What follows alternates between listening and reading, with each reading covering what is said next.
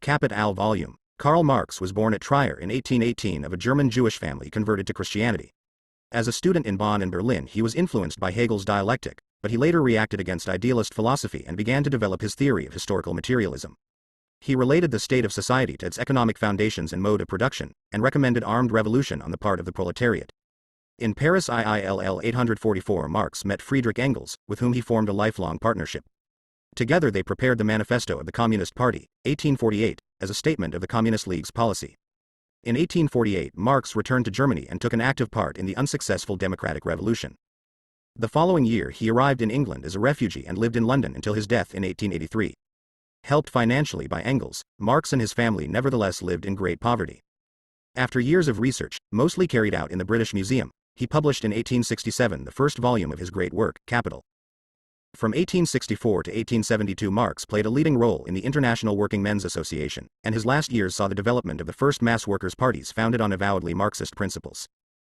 Besides the two posthumous volumes of Capital compiled by Engels, Karl Marx's other writings include The German Ideology, The Poverty of Philosophy, The 18th Brumaire of Louis Bonaparte, The Civil War in France, A Contribution to the Critique of Political Economy, Grundrisse, Foundations of the Critique of Political Economy and Theories of Surplus Value.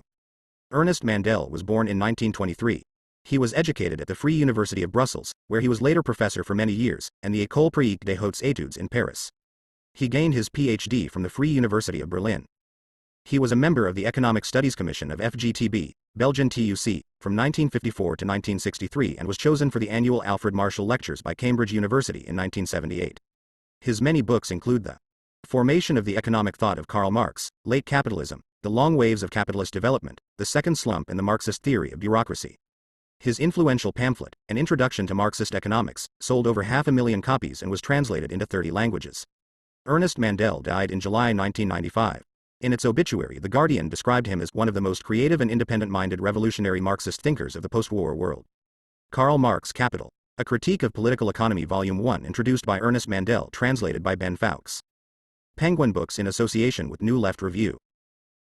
Penguin Books, published by the Penguin Group. Penguin Books Limited, 80 Strand, London WC2RORL, England. Penguin Putnam Inc., 375 Hudson Street, New York, New York 10014, USA. Penguin Books Australia Limited, 250 Camberwell Road, Camberwell, Victoria 3124, Australia. Penguin Books Canada Limited, 10 Alcorn Avenue, Toronto, Ontario, Canada. M4V3B2 Penguin Books India, P. Limited, 2 Community Centre, Panchsheel Park, New Delhi.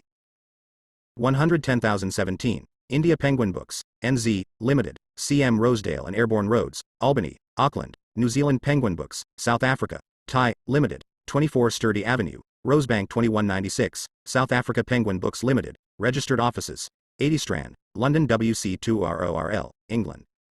Penguin.com.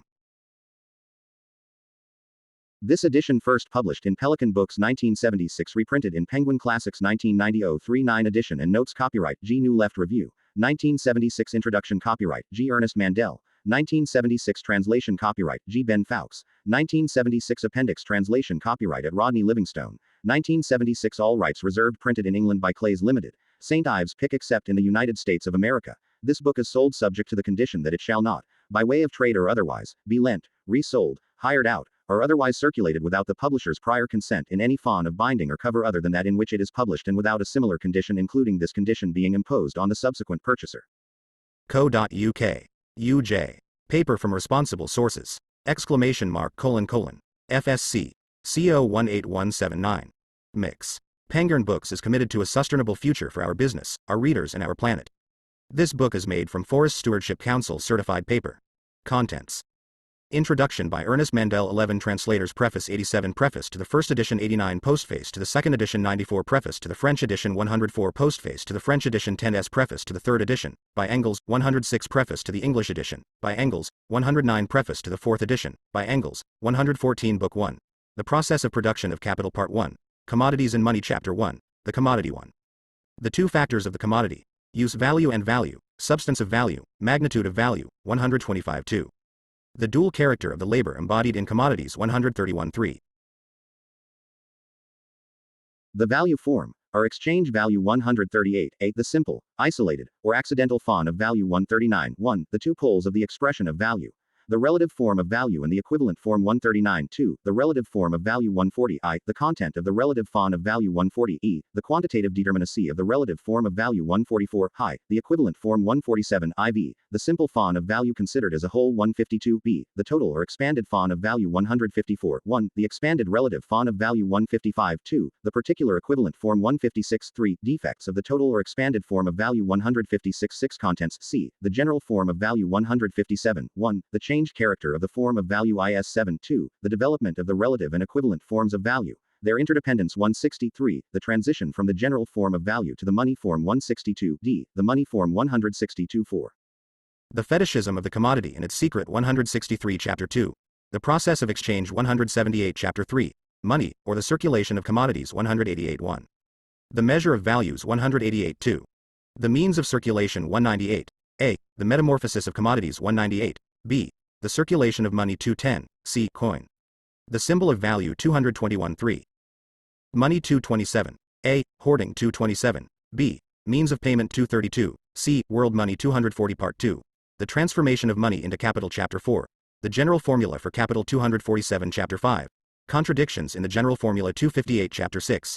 The sale and purchase of labor power 270. Part 3. The production of absolute surplus value. Chapter 7. The labor process and the valorization process 283. 1. The labor process 283. 2. The valorization process 293. Chapter 8. Constant capital and variable capital 307. Chapter 9. The rate of surplus value 321. The degree of exploitation of labor power 322. The representation of the value of the product by corresponding proportional parts of the product 329. 3. Seniors, last hour, 333. 4. The surplus product 338. Chapter 10. The working day 3401. The limits of the working day 342. The voracious appetite for surplus labor. Manufacturer and Boyar 344. Single quote. 3. Branches of English industry without legal limits to exploitation 353. 4. Day work and night work. The shift system 367. Contents 7s. The struggle for a normal working day. Laws for the compulsory extension of the working day, from the middle of the 14th to the end of the 17th century 3756. The struggle for a normal working day. Laws for the compulsory limitation of working hours. The English factory legislation of 1833, 64, 389, 7. The struggle for a normal working day. Impact of the English factory legislation on other countries 411. Chapter 11. The rate and mass of surplus value 417. Part 4. The production of relative surplus value. Chapter 12. The concept of relative surplus value 429. Chapter 13. Cooperation 439. Chapter 14. The division of labor in manufacture 45s1. The dual origin of manufacture 455. 2. The specialized worker and his tools 458. 3. The two fundamental forms of manufacture. Heterogeneous and organic 461. 4. The division of labor in manufacture and the division of labor in society 475. The capitalist character of manufacture 480. Chapter 15. Machinery in large-scale industry 492. 1. The development of machinery 492. 2. The value transferred by the machinery to the product 508. 3. The most immediate effects of machine production on the worker 517. A. Appropriation of supplementary labor power by capital. The employment of women and children 517. B. The prolongation of the working day 526. C. Intensification of labor 533. 4. The factory 544. 5. The struggle between worker and machine 5536. The compensation theory, with regard to the workers displaced by machinery 565. 7. Repulsion and attraction of workers through the development of machine production. Crises in the cotton industry 575. 8. The revolutionary impact of large-scale industry on manufacture, handicrafts and domestic industry 588. A. Overthrow of cooperation based on handicrafts and on the division of labor 588. B. The impact of the factory system on manufacture and domestic industries 598. Contents. C. Modem manufacture 592. D. Modem domestic industry 595. E. Transition from modern manufacture and domestic industry to large-scale industry. The hastening of this revolution by the application of the Factory Acts to those industries 599. 9. The health and education clauses of the Factory Acts. The general extension of factory legislation in England 610. 10. Large-scale industry and agriculture 636. Part 5. The production of absolute and relative surplus value. Chapter 16. Absolute and relative surplus value 643. Chapter 17. Changes of magnitude in the price of labor power and in surplus value 655. 1. The length of the working day and the intensity of labor constant. The productivity of labor variable 656. 2. The length of the working day and the productivity of labor constant. The intensity of labor variable 663. The productivity and intensity of labor constant. The length of the working day variable 662.4. Simultaneous variations in the duration, productivity and intensity of labor 664 Chapter 18. Different formulae for the rate of surplus value 668 Part 6. Wages Chapter 19. The transformation of the value, and respectively the price, of labor power into wages 675 Chapter 20.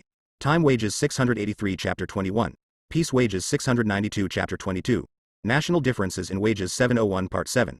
The process of accumulation of capital Chapter 23. Simple reproduction 711 Chapter 24. The transformation of surplus value into capital 725.1. Capitalist production on a progressively increasing scale. The inversion which converts the property laws of commodity production into laws of capitalist appropriation 725.2. The political economist's erroneous conception of reproduction on an increasing scale 734. Contents 9.3. Division of surplus value into capital and revenue. The abstinence theory 738.4. The circumstances which, independently of the proportional division of surplus value into capital and revenue, determine the extent of accumulation, namely, the degree of exploitation of labor power, the productivity of labor, the growing difference in amount between capital employed and capital consumed, and the magnitude of the capital advanced 747.5. The so-called Labor Fund 758 Chapter 25. The General Law of Capitalist Accumulation 762.1. A growing demand for labor power accompanies accumulation if the composition of capital remains the same 762.2. A relative diminution of the variable part of capital occurs in the course of the further progress of accumulation and of the concentration accompanying it 772.3. The progressive production of a relative surplus population or industrial reserve army 781.4. Different forms of existence of the relative surplus population. The General Law of Capitalist Accumulation 794.5. Illustrations of the General Law of Capitalist Accumulation 802. A. England from 1846 to 1866 802. B. The badly paid strata of the British industrial working class 808. C. The nomadic population 818. D. Effect of crises on the best paid section of the working class 822. E. The British agricultural proletariat 828. F. Ireland 854 Part 8. S9 called Primitive Accumulation Chapter 26. The Secret of Primitive Accumulation 873 Chapter 27. The Expropriation of the Agricultural Population from the Land 877 Chapter 28. Bloody legislation against the expropriated since the end of the 15th century. The Forcing Down of Wages by Act of Parliament 896 Chapter 29. The Genesis of the Capitalist Farmer 90s 10 Contents Chapter 30. Impact of the Agricultural Revolution on Industry. The Creation of a Home Market for Industrial Capital 908 Chapter 31. The Genesis of the Industrial Capitalist 914 Chapter 32.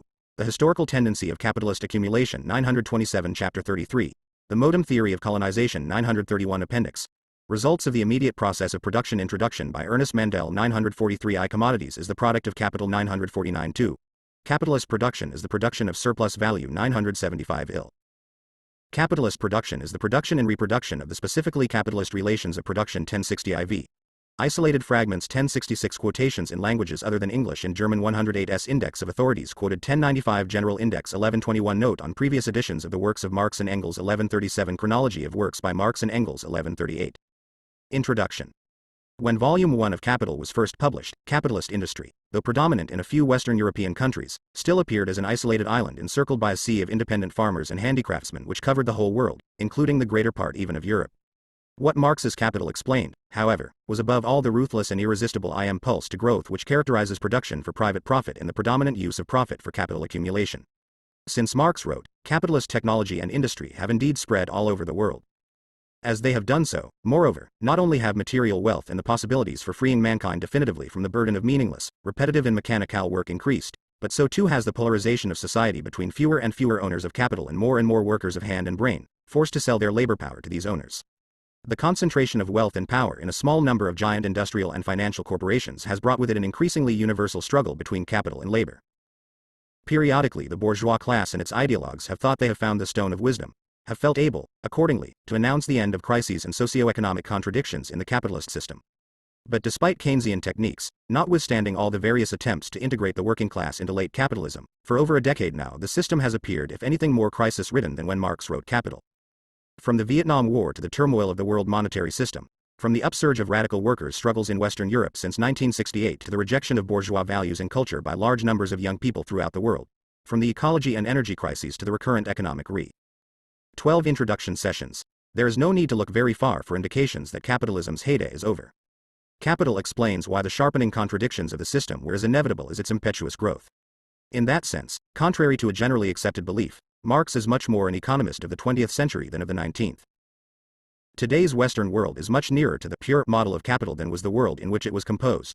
The purpose of Capital in Capital Marx's fundamental aim was to lay bare the laws of motion which govern the origins, the rise, the development, the decline and the disappearance of a given social form of economic organization, the capitalist mode of production.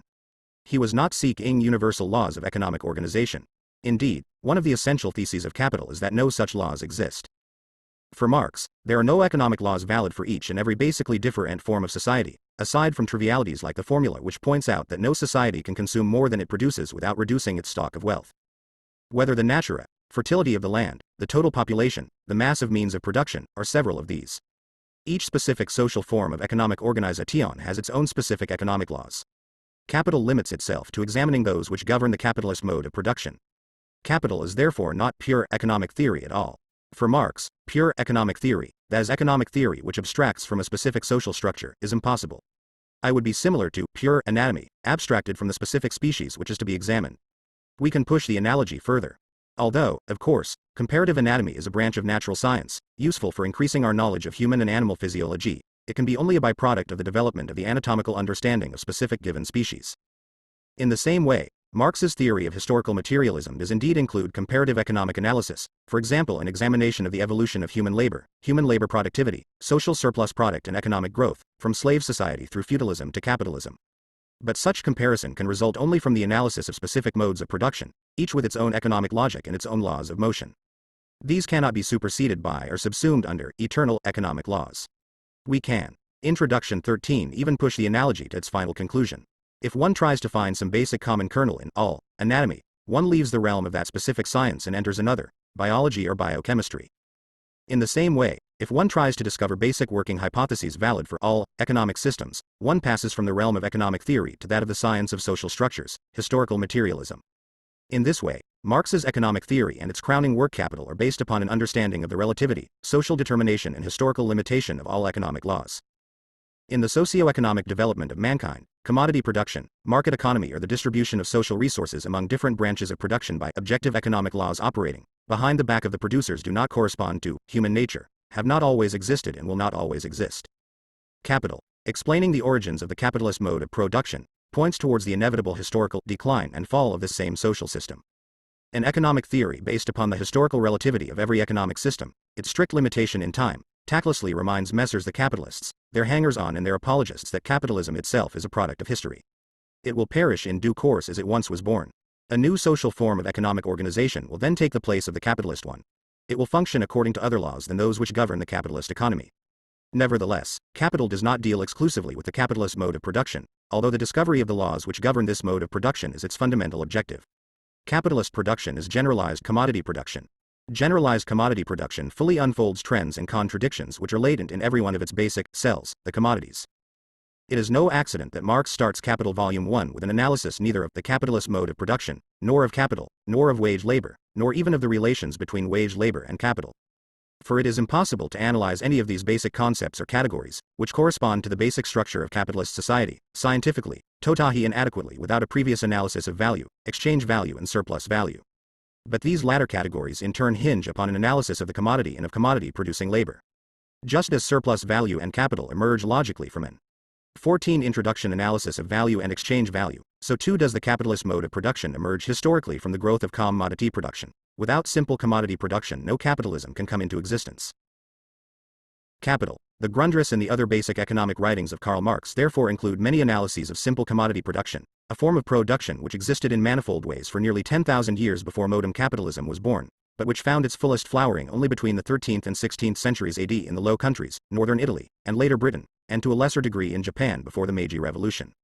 Objections have been advanced by early Russian Marxist authors like Bogdanov, by later commentators like Rubin and by contemporary Marxists like Lucio Colletti and Louis Althusser 1. To the view, originating with Engels and held by Rosa Luxemburg, to which I subscribe, too, that Marx's Capital provides not only a basic analysis of the capitalist mode of production, but also significant comments upon the whole historical period which includes essential phenomena of petty commodity production. These objections, however, are based upon a double confusion. It is true that the capitalist mode of production is the only social organization of the economy which implies generalized commodity production. It would thus be completely mistaken to consider, for example, Hellenistic slave society or the classical Islamic empire two forms of society with strongly developed petty commodity production, money economy and international trade, as being ruled by the law of value. Commodity production in these pre-capitalist modes of production is intertwined with, and in the last analysis subordinated to, organizations of production, in the first one. I. Rubin, Essays on Marx's Theory of Value, Detroit, 1972, pp. 254-6. Lucio Colletti, Marxism and Hegel, NLB, London, 1973, pp. 131-2. Louis Althusser, The Object of Capital, in Reading Capital, NLB, London, 1970, pp. 113-17, 124-6. There is also a very illuminating remark by Marx himself, from Chapter 6 Feet of Capital, Volume 1. See appendix to this volume. Nevertheless, within certain limits both goods and money were circulated and hence there was a certain evolution of trade. This was the premise and point of departure for the formation of capital in the capitalist mode of production.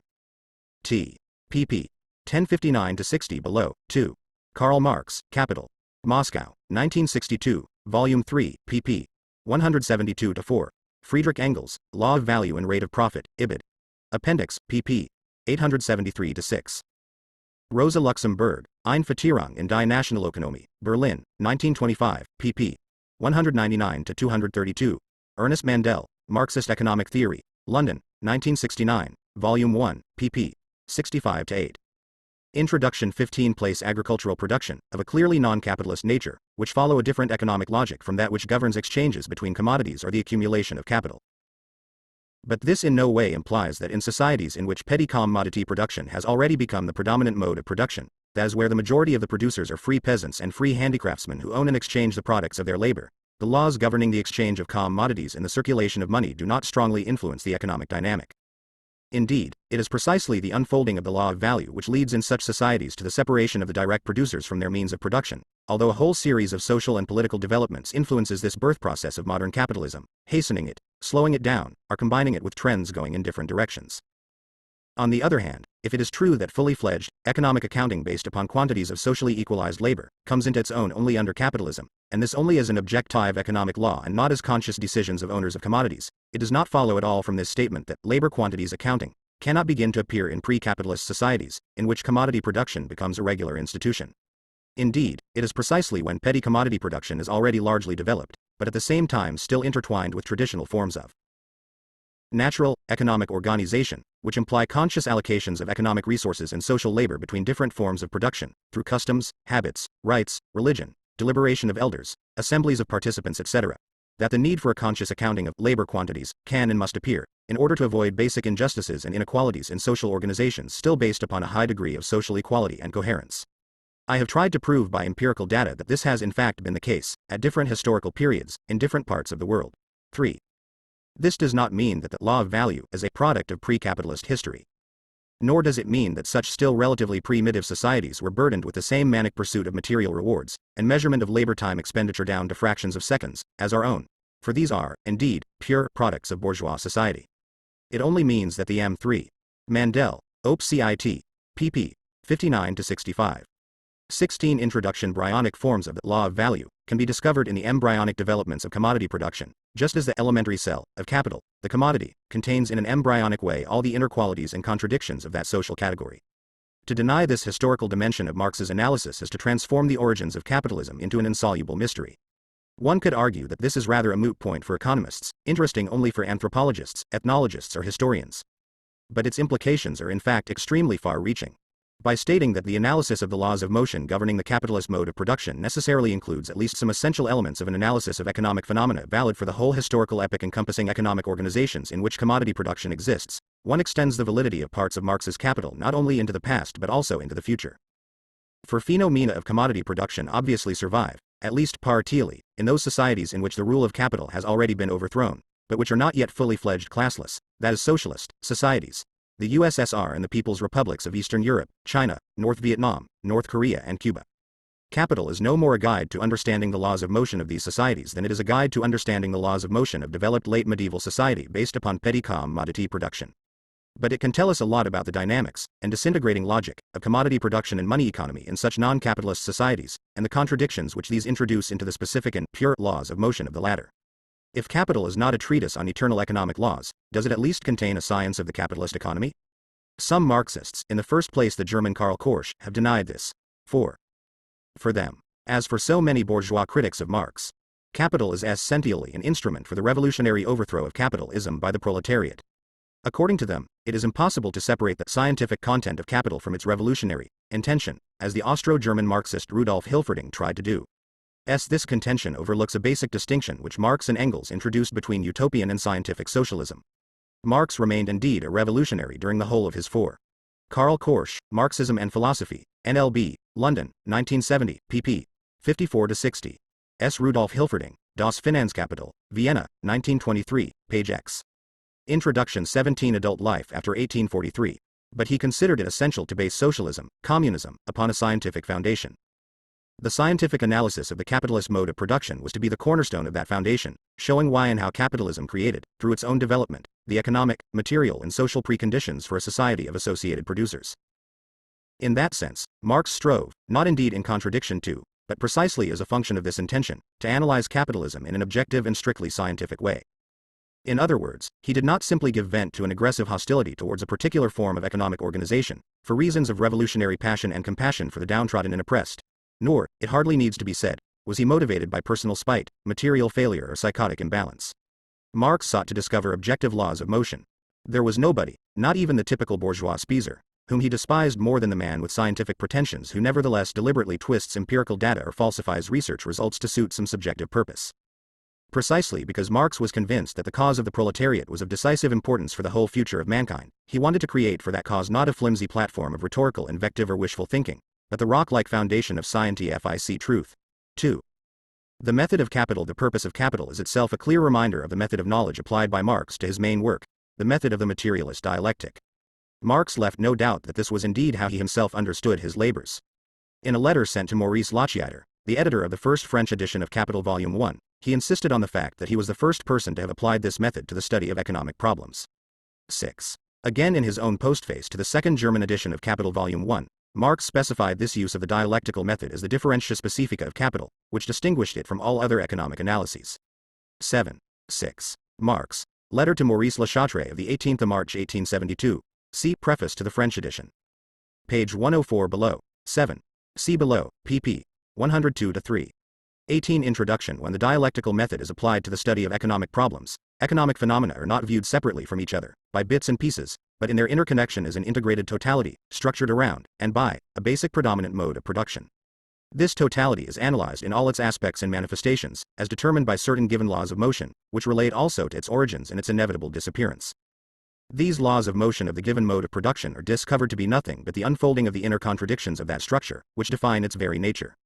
The given economic structure is seen to be characterized at one and the same time by the unity of these contradictions and by their struggle, both of which determine the constant changes which it undergoes. The quantitative changes which constantly occur in the given mode of production, through adaptation, integration of reforms and self-defense, evolution, are distinguished from those qualitative changes which, by sudden leaps, produce a different structure, a new mode of production, revolution.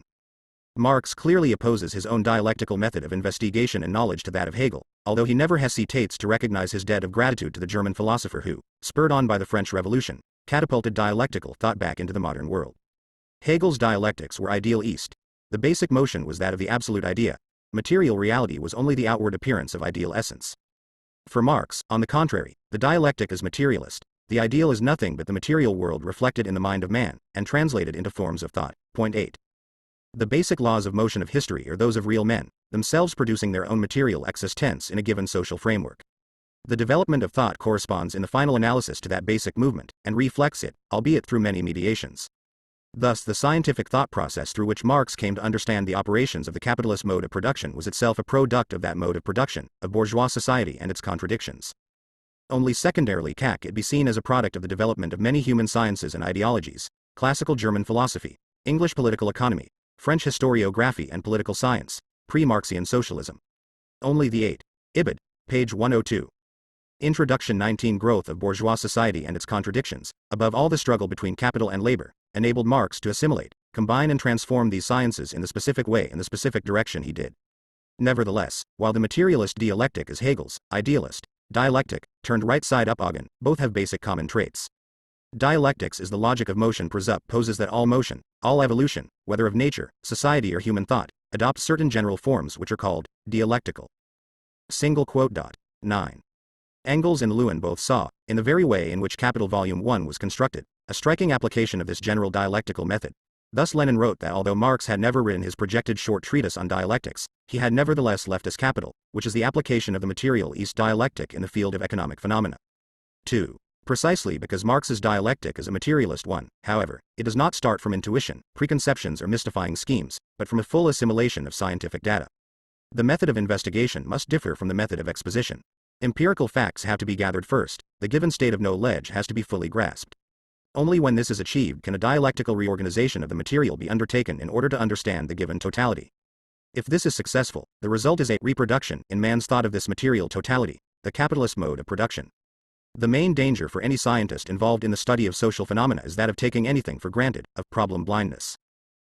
The distinction between appearance and essence, which Marx inherited from Hegel, and which is part and parcel of the dialectical method of investigation, is nothing but a constant attempt to pierce farther and farther through successive layers of phenomena, towards laws of motion which explain why these phenomena evolve in a certain direction and in certain ways.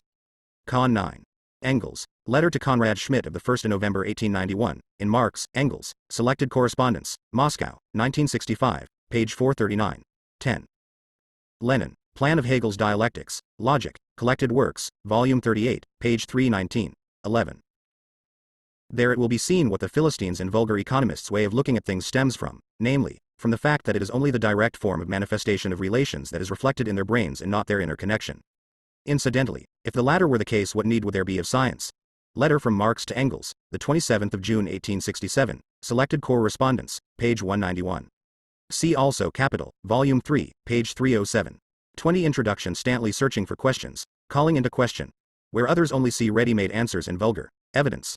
This is certainly one of Marx's main merits as a revolutionary innovator in economic science. But for Marx, the materialist dialectician, the distinction between essence and appearance in no sense implies that appearance is less real than essence. Movements of value determine in the last analysis movements of prices, but Marx the materialist would have laughed at any Marxist who suggested that prices were unreal, because in the last analysis determined by value movements. The distinction between essence and appearance refers to different levels of determination, that is in the last analysis to the process of cognition, not to different degrees of reality. To explain the capitalist mode of production in its totality, it is wholly insufficient to understand simply the basic essence, the law of value. It is necessary to integrate essence and appearance through all their intermediate mediating links, to explain how and why a given essence appears in given concrete forms and not in others. For these appearances themselves are neither accidental nor self-evident. They pose problems, they have to be explained in their turn, and this very explanation helps to pierce through new layers of mystery and brings us again nearer to a full understanding of the specific form of economic organization which we want to understand. To deny this need to reintegrate essence and appearance is as undialectical and as mystifying as to accept appearances as they are, without looking for the basic forces and contradictions which they tend to hide from the superficial and empiricist observer. The way in which Capital starts with an analysis of the basic categories of commodity production, with the basic unit, fundamental cell, of capitalist economic life, the commodity, has often been cited as a model application of this materialist dialectic. Marx himself makes it clear that he does not start from a basic concept, value, but from an elementary material phenomenon, the commodity which is at the basis of capitalism, as the only economic organization based upon generalized commodity production. 12. It is therefore correct but incomplete, strictly speaking, to say that Marx's method consists of rising from the abstract to the con. 12.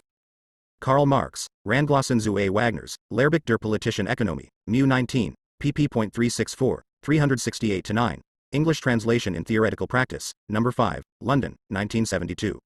Introduction 21 Crete.13 In fact, he starts from elements of the material concrete to go to the theoretical abstract, which helps him then to reproduce the concrete totality in his theoretical analysis. In its full richness and deployment, the concrete is always a combination of innumerable theoretical abstractions. But the material concrete, that is, real bourgeois society, exists before this whole scientific endeavor, determines it in the last instance, and remains a constant practical point of reference to test the validity of the theory. Only if the reproduction of this concrete totality in man's thought comes nearer to the real material totality is thought really scientific. At first sight, The movement which dominates Capital Volume 1 appears as a movement of economic categories, from the commodity and its inner contradictions to the accumulation of capital and its breakdown. The question has often been asked, is this movement just an abstract synopsis of the essence of capitalism, or is it a greatly simplified reflection of real economic development, that is, the real history leading from the first appearance of commodity production up to full-scale capitalist production in the West, purified of all secondary and combined forms which would only obscure the basic nature of this movement? It is impossible to answer this question simply with a yes or a no.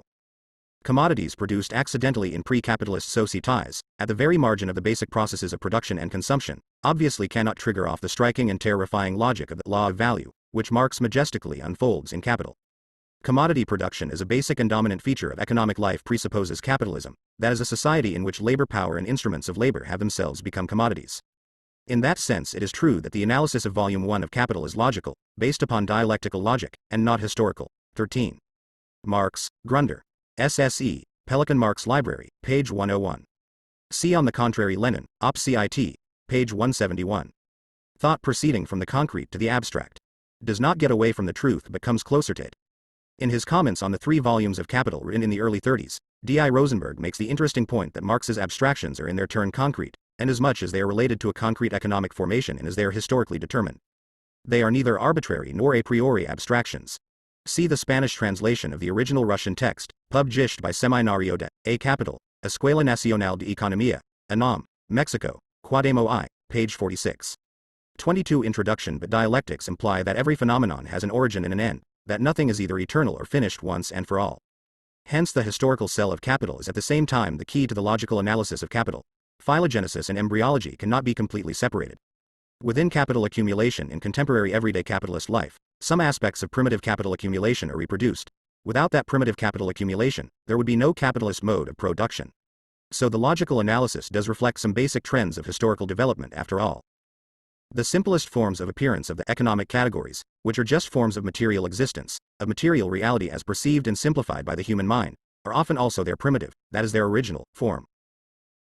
However controversial this interpretation may be, it is difficult to deny that this unity of historical and logical analysis is the way in which Marx and Engels understood their own method. 14 A whole literature has been produced, from Bernstein to Popper and on to contemporary academic economists, on the subject of the useless, metaphysical, or even mystifying, nature of the dialectical method which Marx borrowed from Hegel. 1s The positivist narrowness of outlook of these critics themselves general ally bears eloquent testimony to the contrary, that is to the broad historical vision and the piercing lucidity which the dialectical method helped Marx to achieve. Thanks to that method, Marx's Capital appears as a giant compared to any subsequent or contemporary work of economic analysis. It was never intended as a handbook to help governments to solve such problems as balance of payments deficits, nor yet as a learned, if somewhat trite, explanation of all the exciting happenings in the marketplace when 14. See on this and related subjects, among others, Otto Morph, Geschichte und Dialektik in der politischen Ökonomie, Frankfurt, 1970, Evald Vasilovich Ilchenkov, La Dialettica del Astrato e del Concreto nel Capitale di Marx, Milan, 1961. Karol Kosik, Die Dialektik des Konkreten, Frankfurt, 1967. Jinfik Zellini, Die Wissenschaftslogik und das Kapital, Frankfurt, 1969. Leo Koffler, Geschichte und Dialektik, Hamburg, 1955, etc. 15. For example, Eugen von Bohm-Bawerk, Karl Marx in the Close of His System, New York, 1949, page 117. Eduard Bernstein, Die Voraussetzungen des Sozialismus und die Aufgaben der Sozialdemokratie, Stuttgart, 1899, pp. 51-71. Karl Popper, The Open Society and Its Enemies, London, 1962, Volume 2, page 82.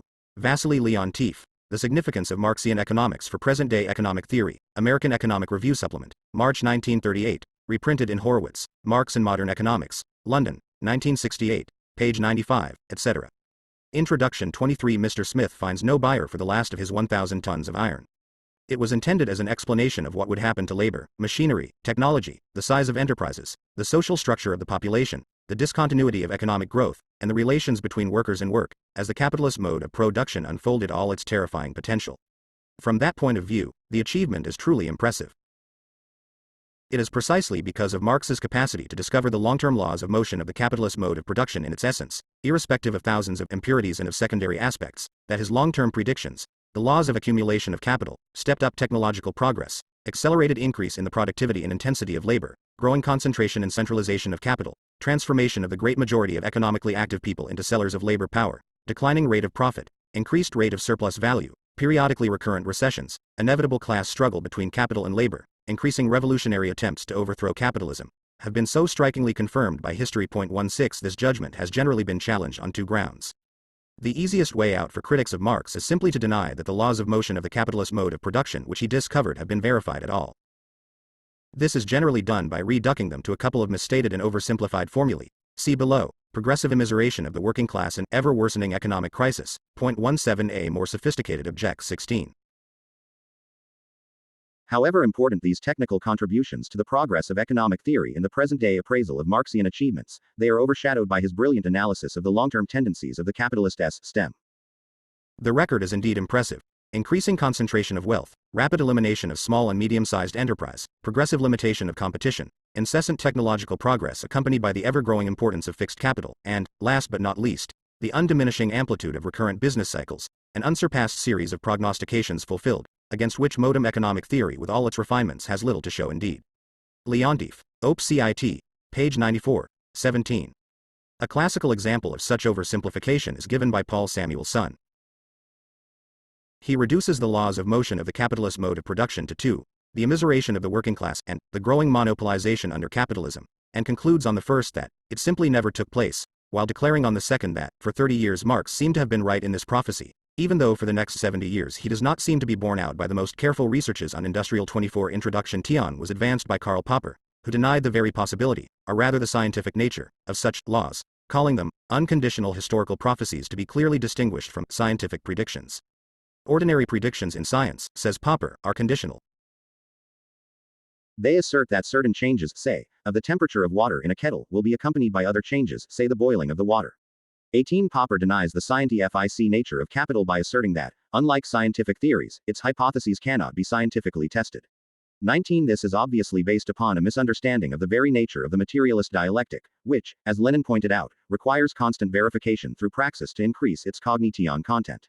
20 In fact, it would be very easy to prove Marx's analysis to have been wrong, if experience had shown, for example, that the more capitalist industry develops, the smaller and smaller the average factory becomes, the less it depends upon new technology, the more its capital is supplied by the workers themselves, the more workers become owners of their factories, the less the part of wages taken by consumer goods becomes, and the greater becomes the part of wages used for buying the workers' own means of production. If, in addition, there had been decades without economic fluctuations and a full-scale disappearance of trade unions and employers' associations, all flowing from the disappearance of contradictions between capital and labor, inasmuch as workers increasingly become the controllers of their own means and conditions of production, then one could indeed say that capital was so much rubbish and had dismally failed to predict what would happen in the real capitalist world a century after its publication. It is sufficient to compare the real history of the concentration. Everything is then capped by the final statement that Marx thought there was an inevitable law of capitalist development, that the business cycle should be getting worse and worse, and that this was not true either. Paul A. Samuelson, Marxian Economics as Economics, American Economic Review, Volume 57, 1967, pp. 622-3, 18. Karl K. Popper, Predictions and Prophecy in the Social Sciences, in Conjectures and Refutations, The Growth of Scientific No. Edge, London, 1963, page 339. 19. Popper, The Open Society and Its Enemies, Volume 2, the whole of Chapter 23, especially page 210, 20. Lenin, Op. Cit. Page 319. All these moments, steps, stages, processes, of cognition move in the direction from the subject to the object, being tested in practice and arriving through this test at truth. Single quote. Introduction to S. Period since 1867 on the one hand with what Marx predicted it would be, and on the other with any such alternative laws of motion, to understand how remarkable indeed was Marx's theoretical achievement and how strongly it stands up against the experimental test of history. 21. 3. The plan of capital was not the result of spontaneous generation, nor was it the product of a sudden interest of Marx in economic problems. Ever since this doctor in philosophy, Jena, 1841, had become a communist in the course of the 1840s under the pressure of current experience with social problems, the treatment of wood thieves in the Rhine provinces of Prussia, the uprising of the Silesian textile workers, the strikes in England, the class struggle in France, he had turned towards economic studies. But his first encounter with modern political economy, which left its main results in the economic and philosophical manuscripts, The Poverty of Philosophy, Wage Labor and Capital and the Communist Manifesto, was roughly interrupted by the pressure of external events. Participating actively in politics, Marx returned from Paris to Germany at the outbreak of the revolutionary movement in 1848. There he founded and directed a daily paper. When counter-revolutionary reaction submerged Europe after the revolutions collapsed, he emigrated to London and had to struggle for his livelihood as a journalist. These current pressures, together with the 21. An amusing aside to this seemingly absurd hypothesis of other imaginable laws of motion is provided by Vilfredo Pareto's critique of Marx's theory of value. In order to prove that Marx had a built-in petitio principis in the labor theory of value, Pareto stated that we might as well assume that the seamstress hires her machine and her own subsistence, which would then lead to the conclusion that the machine has produced the surplus value. Introduction à K. Marx Le Capital, extraits faits par P. Lafargue, in Marxism et Économie Pure, Geneva, 1966, pp. 47-8. Leaving aside the fact that his example proves nothing of the kind, it is significant what this countermodel implies. That workers hire their own means of production and, as a result of this, own the products of their labor, sell them on the market, and thereby appropriate the profits, surplus value, produced in the course of the process of production. Now it is evident that this has in no way been the predominant trend of industrial development in the last 150 years. But, even at the end of the 19th century, the question seemed so open in Pareto's mind that he could advance such an hypothesis without being struck by its evident absurdity. This all the more underlines the profundity of Marx's insight into the operations of capitalism. 26 Introduction Burden of émigré politics in London delayed the possibility of a systematic presentation of his economic theory for a whole decade. Only when, through Lassalle, a publisher pressed him to explain his economic ideas in a fully fledged way did he return to a full-scale encounter with Adam Smith and Malthus, Ricardo and J.B. Say, Simon de Sismondi and took, together with the famous British government blue books which were to become an invaluable source of factual material about the conditions of British industry, trade, finance and working-class life. The systematic study of economic facts and thoughts about capitalism, resumed by Marx around 1857, produced the following works. A first rough draft of Capital, published posthumously under the title Grundriss der Kritik der politischen Ökonomie, found Tions of the Critique of Political Economy, written in 1857-8. B. The uncompleted book Zur Kritik der politischen Ökonomie, a contribution to the critique of political economy, published in 1859. C. The 1861-3 manuscripts, 23 enormous notebooks, from which Kautsky extracted theories of surplus value, also known as Volume 4 of Capita. This however encompasses only notebooks V15 inclusive. Notebooks IV deal with matters generally encompassed in Capital Volume 1. Notebooks 16, 17 and 18 deal with matters in Capital Volume 3. Notebooks 19-23 again deal with matters related to Capital Volume 1, and include a lengthy treatment of the history of techniques in the use of machines under capitalism.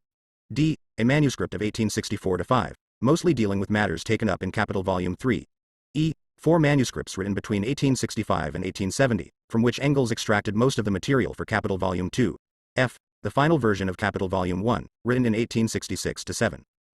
Of the 6 basic economic writings of the mature Marx, Volume 1 is therefore the only one which the author completed and edited himself, and of which he even made available corrected editions in German and in French. 22 Volumes 2 and 3 of Capital, left un-22. The 2 most accurate, scientific editions of Capital Volume 1 are that of the Institute for Marxism-Leninism of the Central Committee of the said, Mu 23, and that of H. J. Lieber and Benedikt Kautsky, Stuttgart, 1962, both of which indicate the variations of the text between the various German editions and the French edition edited by Marx and Engels themselves. The Introduction 27 finished, were posthumously and laboriously published by Marx's lifelong friend Friedrich Engels. Theories of Surplus Value was rearranged and published by Kautsky. The Grundriss was presented to the public for the first time only in 1939. A considerable part of the 1861-3 manuscript still remains unpublished. The initial plan of Capital was drawn up in 1857, the final plan dates from 1865-6. Between these 2 dates there lay 9 years of intense study, especially in the British Museum, realized under very difficult circumstances. Marx was burdened by constant financial troubles, by the illness and death of 3 of his children, among them his beloved son Edgar, and by his growing re-involvement in current political and social studies, especially through his activity in the International Working Men's Association, the so-called First International. The need to answer a sharp and slanderous attack by a German political opponent, a certain Herr Vogt, cost Marx nearly half a year's delay in the production of Capital Volume 1. Finally, illness and bad health became increasing obstacles. He himself spoke sarcastically of his carbuncles, the effects of which the bourgeoisie would not forget for a long time. But in factness his strikingly stoical attitude towards all the miseries surrounding him, rather than any special bitterness born from material hardship, that permeates his mature work. From the beginning, Marx wanted to present an all-round analysis of capitalism in its totality. The initial plan of Capital already bears witness to this intention and reads as follows. 1. Volume on Capital. A. Capital in general. I. Process of production of capital. 2. Process of circulation of capital. 3. Profit and interest. B. On competition. C. On credit. D. On joint stock companies. 2. Volume on landed property. Lieber edition is somewhat more complete, because it indicates all these variations in the text itself. I have counted at least 100 textual variations in the Liber edition, some of which are important, but only a few sufficiently so to be mentioned in this introduction. The present translation was made from Mu 23. Significant divergences between this and the earlier editions in German and French are indicated in the text. 28 Introduction 3. Volume on Wage Labor 4. Volume on the State 5. Volume on International Trade 6. Volume on the World Market and Crises 23. The 1865-6 version of Capital, however, falls into 4 volumes. Volume 1. Process of Production of Capital Volume 2. Process of Circulation of Capital Volume 3. Forms of the Process in its Totality Volume 4. History of the Theory. Roman Rostalski, who has made the most extensive study to date of this problem, has isolated no less than 14 different versions of the plan for capital between September 1857 and April 1868. 24 questions are raised by these changes.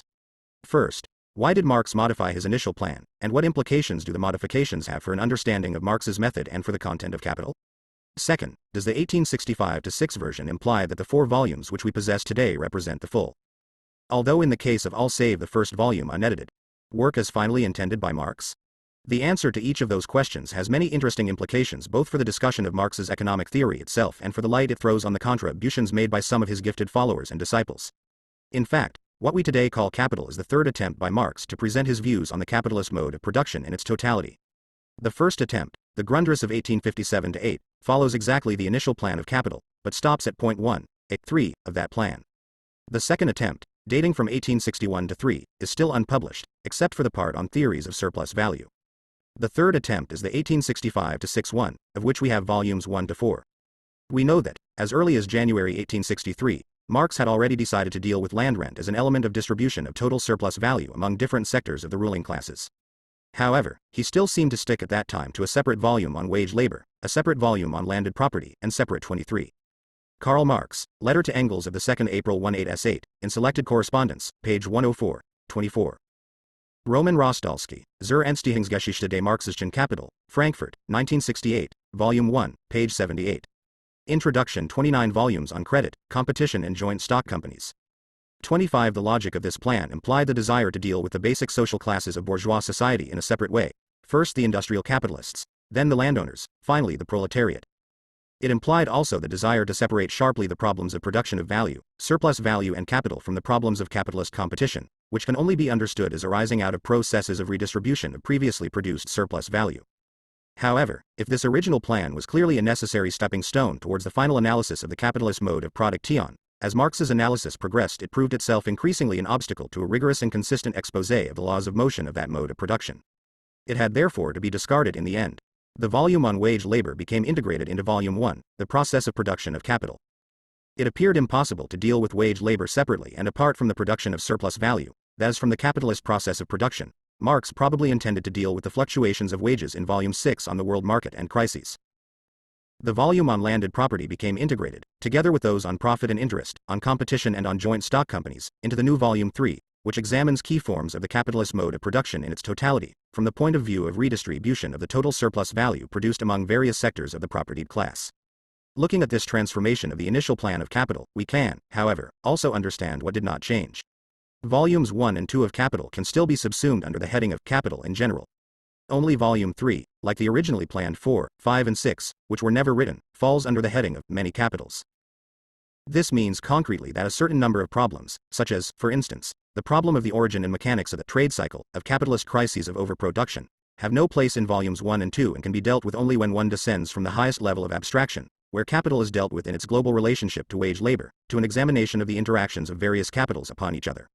Because she did not take the specific structure of the successive volumes of Capital into account, Rosa Luxemburg was 25. Karl Marx, Letter to Kugelmann of the 28th of December 1862, Mu 30, pp. 639-40. Theories of Surplus Value, London, 1969, Part 1, page 404. 30. Introduction. Methodologically mistaken in accusing Marx of having constructed his reproduction schemes of Volume 2 without solving the realization problem, or without formulating a theory of crises.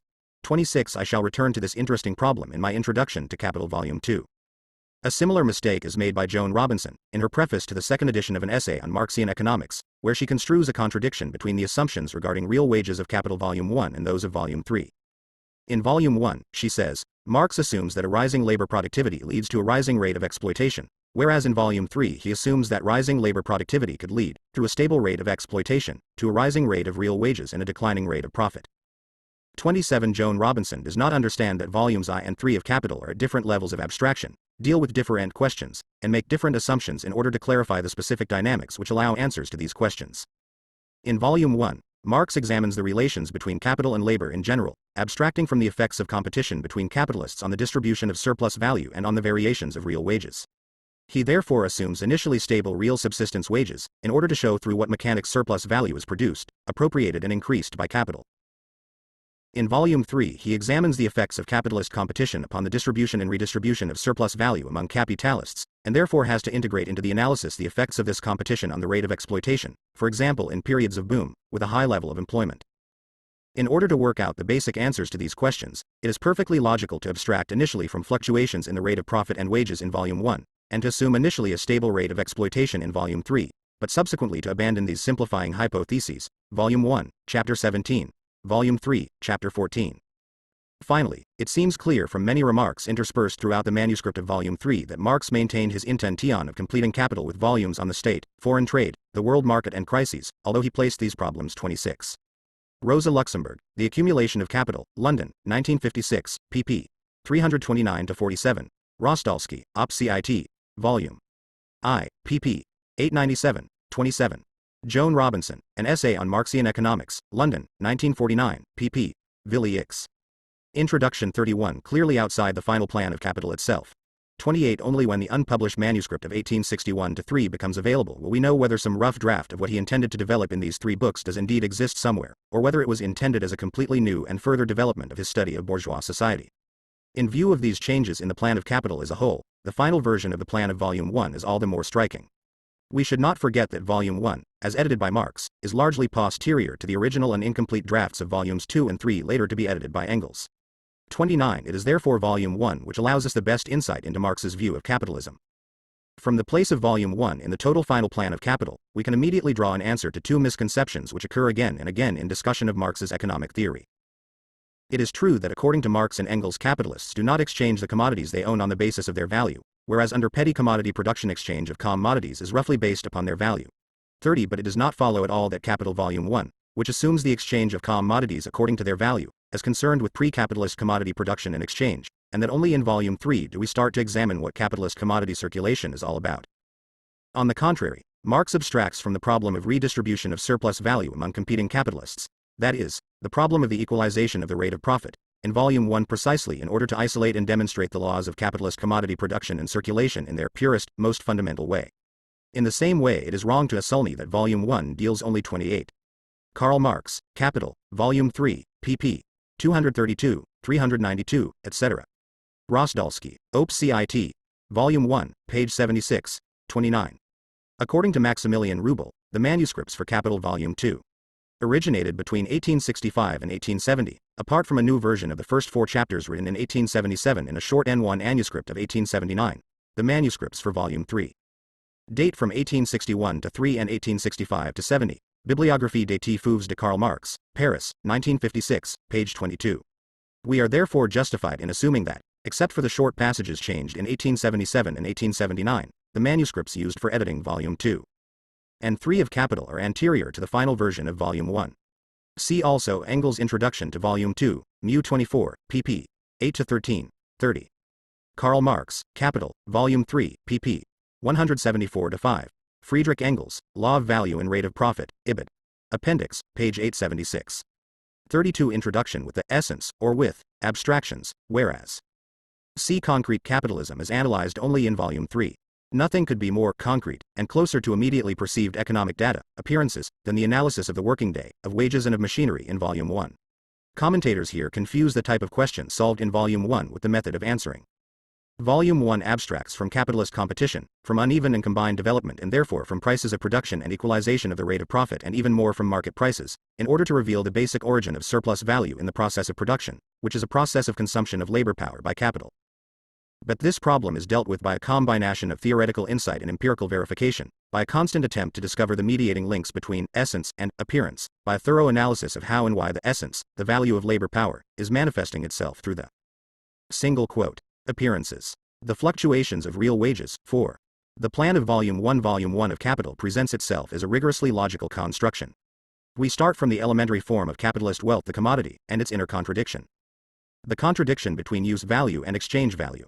Because it is produced by private labor, whose social character can no longer be recognized automatically, immediately and directly by society, the commodity can exist only together with a necessary corollary, money, a universal means of exchange.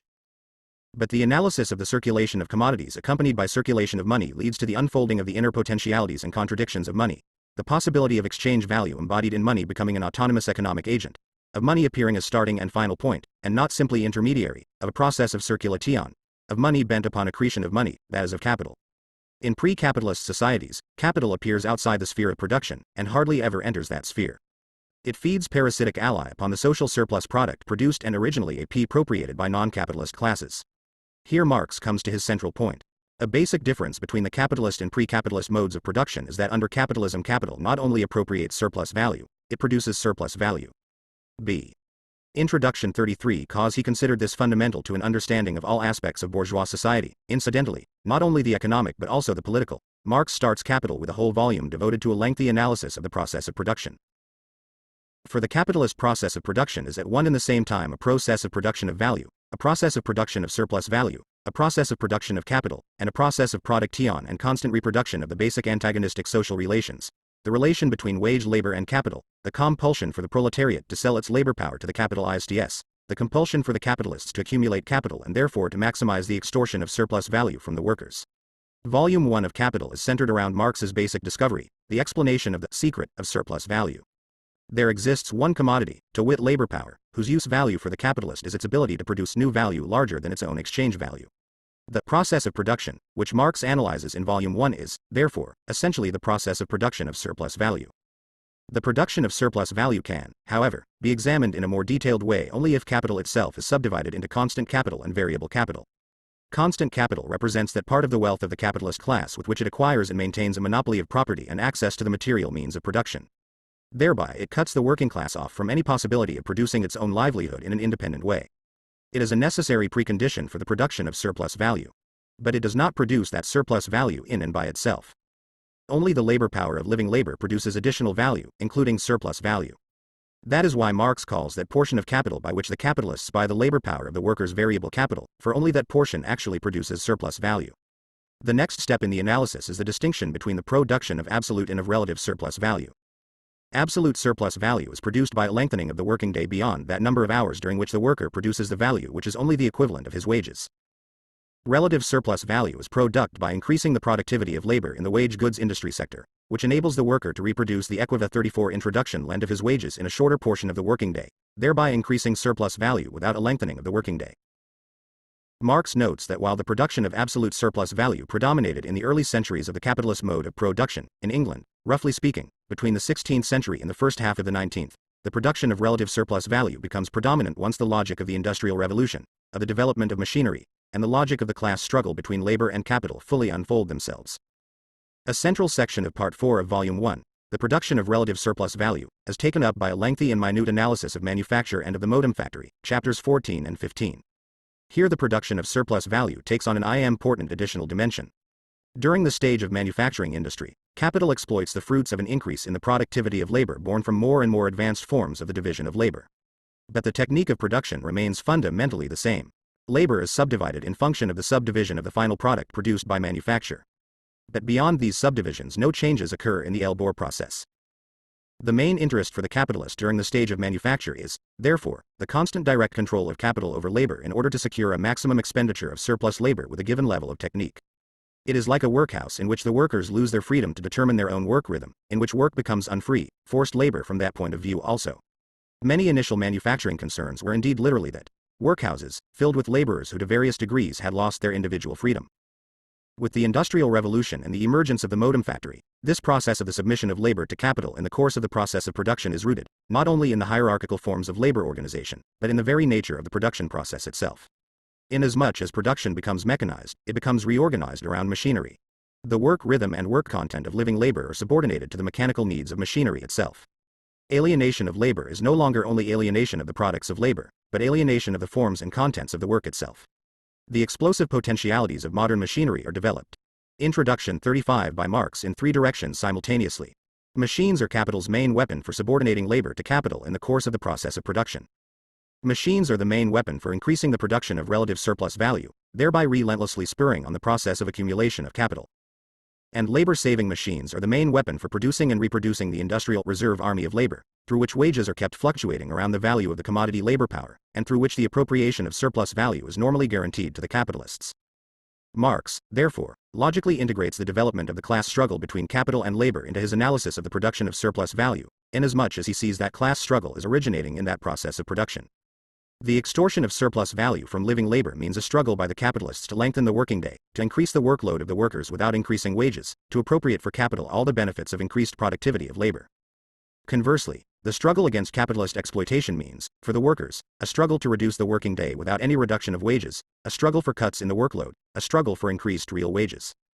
How this class struggle against the immediate aspects of capitalist exploitation transforms itself into a struggle for the overthrow of the capitalist system. This question is briefly taken up in the 8th and final part of Volume 1. Part 7, meanwhile, deals basically with the accumulation of capital, the goal of the whole infernal logic which Marx has laid bare so far. Capital produces surplus value which in turn is, to a large extent, transformed into additional capital, which in turn produces additional surplus value. And so on, with all its subsequent contradictory effects for mankind. If we list the contents of the successive parts of Volume 1, subdividing Part 1 into its three constituent chapters, we can see how this flawless logic of the analysis unfolds and how it roughly corresponds to the historical process, stripped of the historical form and diverting chance occurrences. 31I Starting point. Elementary form of capitalist wealth. The commodity 31. Friedrich Engels' review of Marx as a contribution to the critique of political economy. See appendix to volume of that name, London, 1971, page 225. 36 Introduction. A. The commodity and the realization of its exchange value, or the process of exchange. B. The process of exchange and the means of exchange. Money. C. Money, necessary mediator of the process of circulation of commodities. 2. Money transforming itself into capital. L. Value searching for an accretion of value, surplus value, the nature of surplus value. 3. The production of surplus value, absolute surplus value. IV. The production of surplus value, relative surplus value, from manufacturing to the modem factory system. V. Relations between wages, productivity of labor and surplus value, the rate of surplus value. V.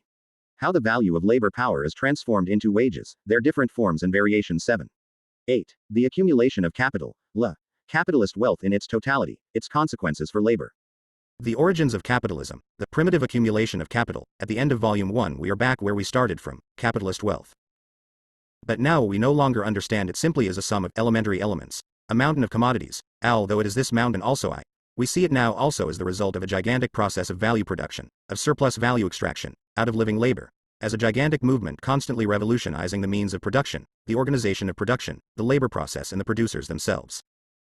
The formula, capital value in search of additional value, is now understood as capital organizing a process of self-valorization, Verwertung, a process of constant searching for increases in its own value through the unity of the labor process and the process of production of increased value, Einheit von Arbeitsprozess und Verwertungsprozess.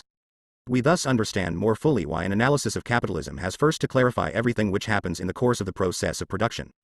32. The Pelikan Marx Library edition of the Grunder SSE contains a grave and regrettable error of translation. Marx's concept of Verwertung, Valorisation, process of accretion of value, as translated throughout as realization of capital. Marx uses the concept of realization generally only in relation to the realization of the value of commodities, containing, of course, surplus value.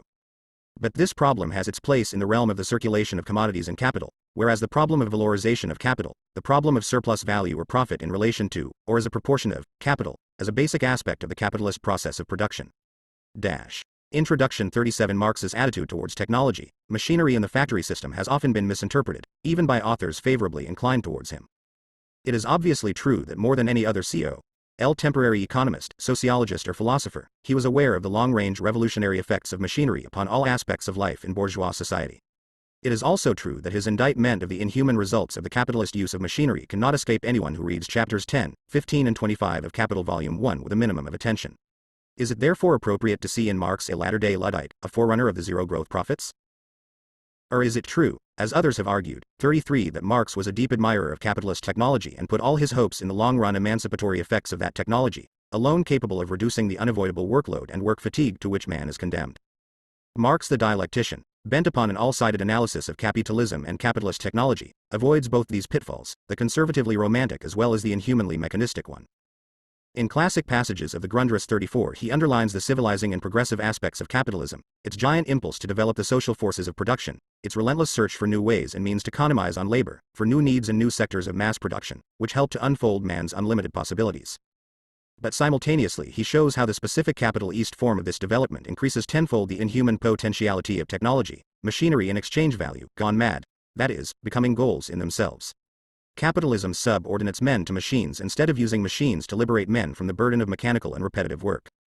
It subordinates all social activities to the imperatives of an incessant drive for individual enrichment in terms of money, instead of gearing social life to the development of rich individualities and their social relations.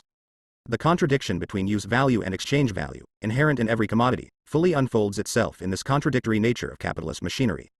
When capitalism is not overthrown once it has created the material and social preconditions for a classless society of associated producers, this 33. See among others. T. Costas Axelos, Marx, Penseur de la Technique, Paris, 1963, 34. Karl Marx, Grunder.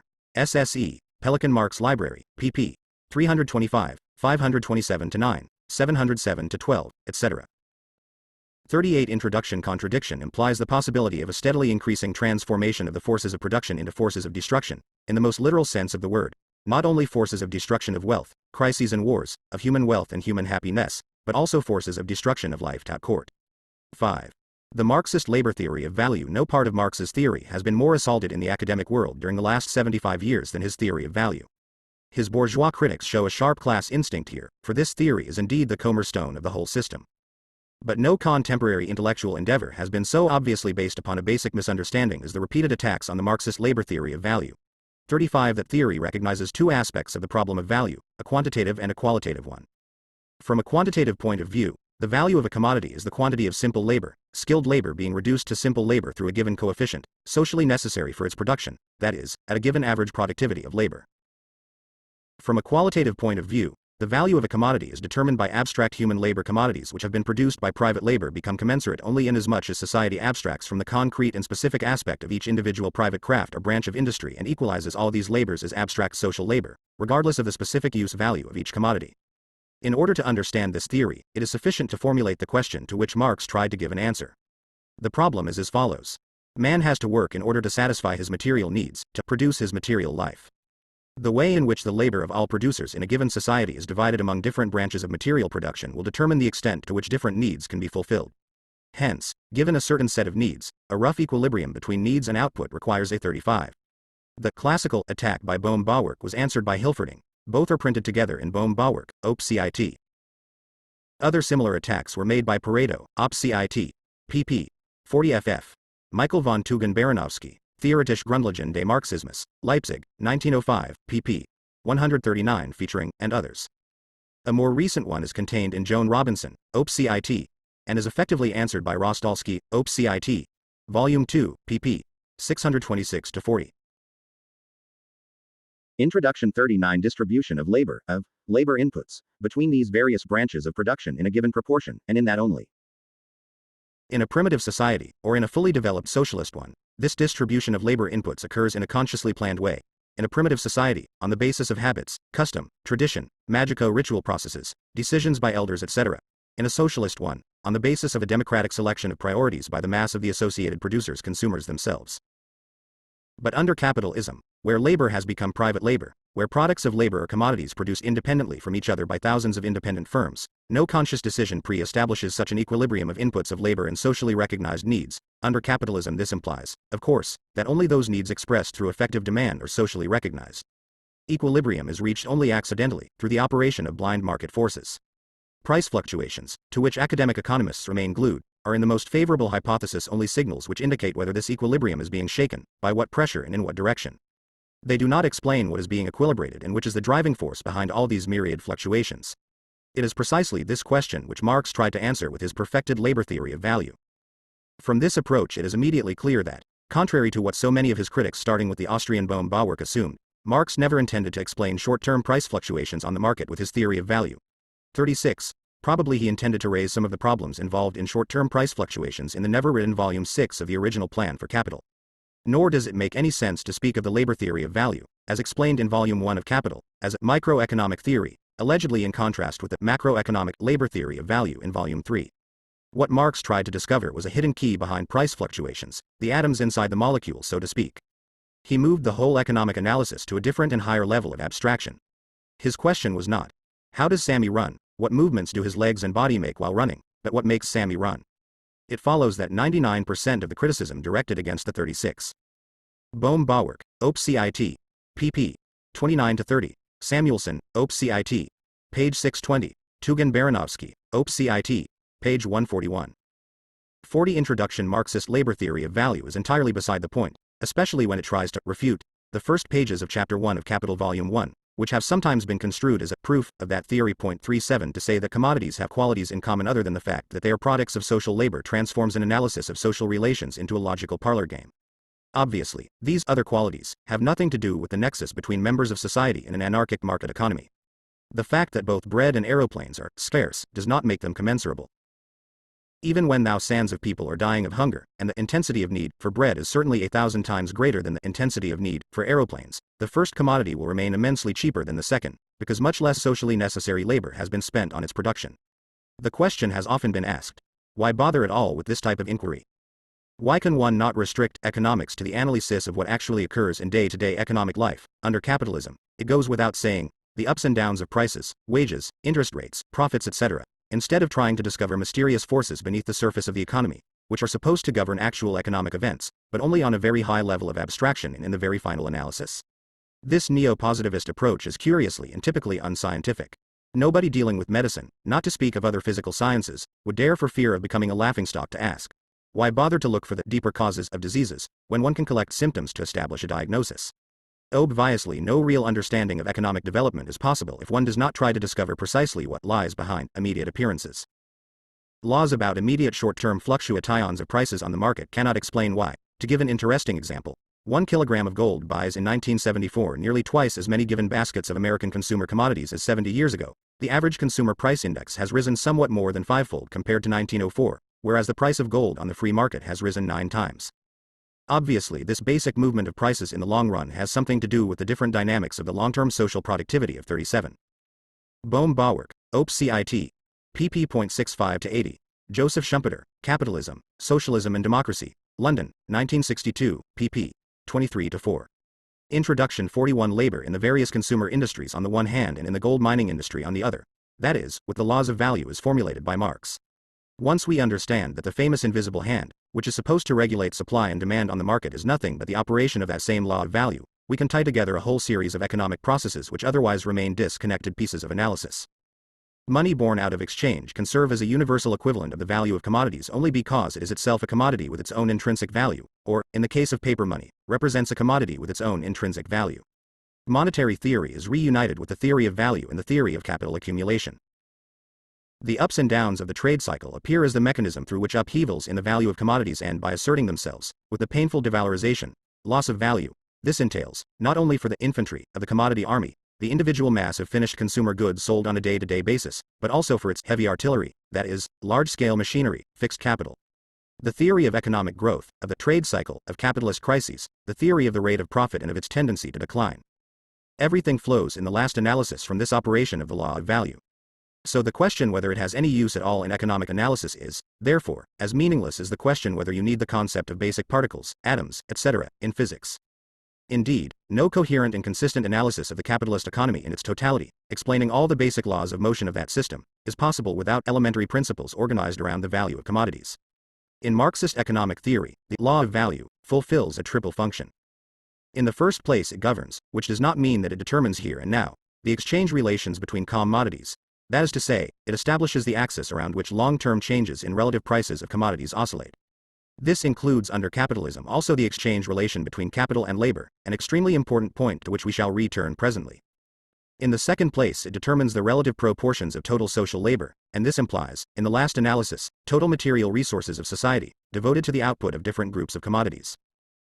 In this way, the law of value distributes in the final analysis material resources over different branches of 42 introduction production, and of social activity in general, according to the division of effective demand, for different groups of commodities, it being always understood that this occurs within the framework of antagonistic class relations of production and distribution.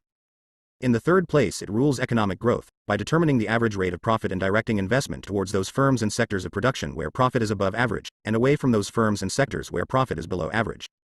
Again, these movements of capital and investment correspond in the final analysis to conditions of economy and waste of social labor, that is, to the workings of the law of value. Marx's labor theory of value is a further development and perfection of the labor theory of value as it emanated from the classical school of political economy, and especially of Ricardo's version. But the changes Marx brought into that theory were manifold. One especially was to be decisive: the use of the concept of abstract social labor as the foundation of his theory of value. It is for this reason that Marx cannot be considered as in any way an advanced neo-Ricardian. Labor quantities as the essence of value is something quite different from labor quantities as numeraire, a common measuring rod of the value of all commodities. The distinction between concrete labor, which determines the use value of commodities, and abstract labor, which determines their value, is a revolutionary step forward beyond Ricardo, of which Marx was very proud. Indeed, he considered it his main achievement, together with the discovery of the general category of surplus value, encompassing profit, rent and interest. It is based on an understanding of the peculiar structure of a society of commodity producers, that is, of the key problem of how to relate to each other the segments of the global labor potential of society which have taken the form of private labor. It represents, therefore, together with Marx's concept of necessary labor and surplus labor, necessary product and surplus product, the key nexus between economic theory and the science of social revolution, historical materialism. The way in which the Marxist labor theory of value sharply excludes use value from any direct determination of value and exchange value has often been interpreted as a rejection by Marx of use value beyond the boundary of economic analysis and theory altogether. This does not correspond at all to the rich dialectical complexity of capital. When we deal with the problems of repro. Introduction 43 Duction. In the introduction to Volume 2, we shall have occasion to dwell on the specific way in which the contradiction between use value and exchange value has to be bridged under capitalism, in order to make economic growth at all possible. Here, we only want to stress that, for Marx, the commodity was understood as encompassing both a unity and a contradiction between use value and exchange value. A good with no use value for any potential buyer could not realize its exchange value, and the specific use value of two categories of commodities, means of production and labor power, played a key role in his analysis of the capitalist mode of production.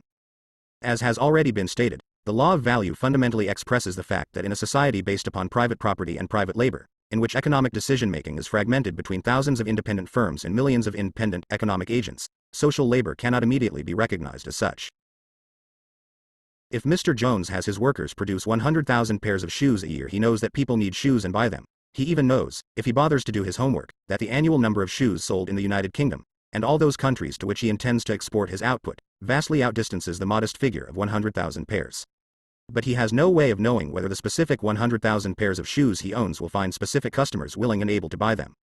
Only after selling his shoes and receiving their equivalent can he say, provided he has realized the average rate of profit on his invested capital, my workers have truly spent socially necessary labor in my factory. If part of the produced shoes remain unsold, or if they are sold at a loss or at a profit significantly less than the average, this means that part of the labor spent on their production has not been recognized by society as socially necessary labor, has in fact been wasted labor from the point of view of society as a whole. But this recognition of, or refusal to recognize, a given quantity of labor by society occurs exclusively in function of meeting effective demand on the market, that is, it is independent of the use value or social usefulness of the specific physical qualities of a given commodity. Society recognizes quantities of labor spent in its production, making abstraction of these considerations. That is why Marx called these quantities of abstract socially necessary labor. If a pound of opium, a box of dum-dum bullets or a portrait of Hitler find customers on the market, the 44 introduction labor which has been spent on their output is socially necessary labor, its production has been value production. If, on the contrary, an exquisite piece of china or a new pharmaceutical product for some reason does not find customers, its production has created no value, has been equivalent to a waste of social labor.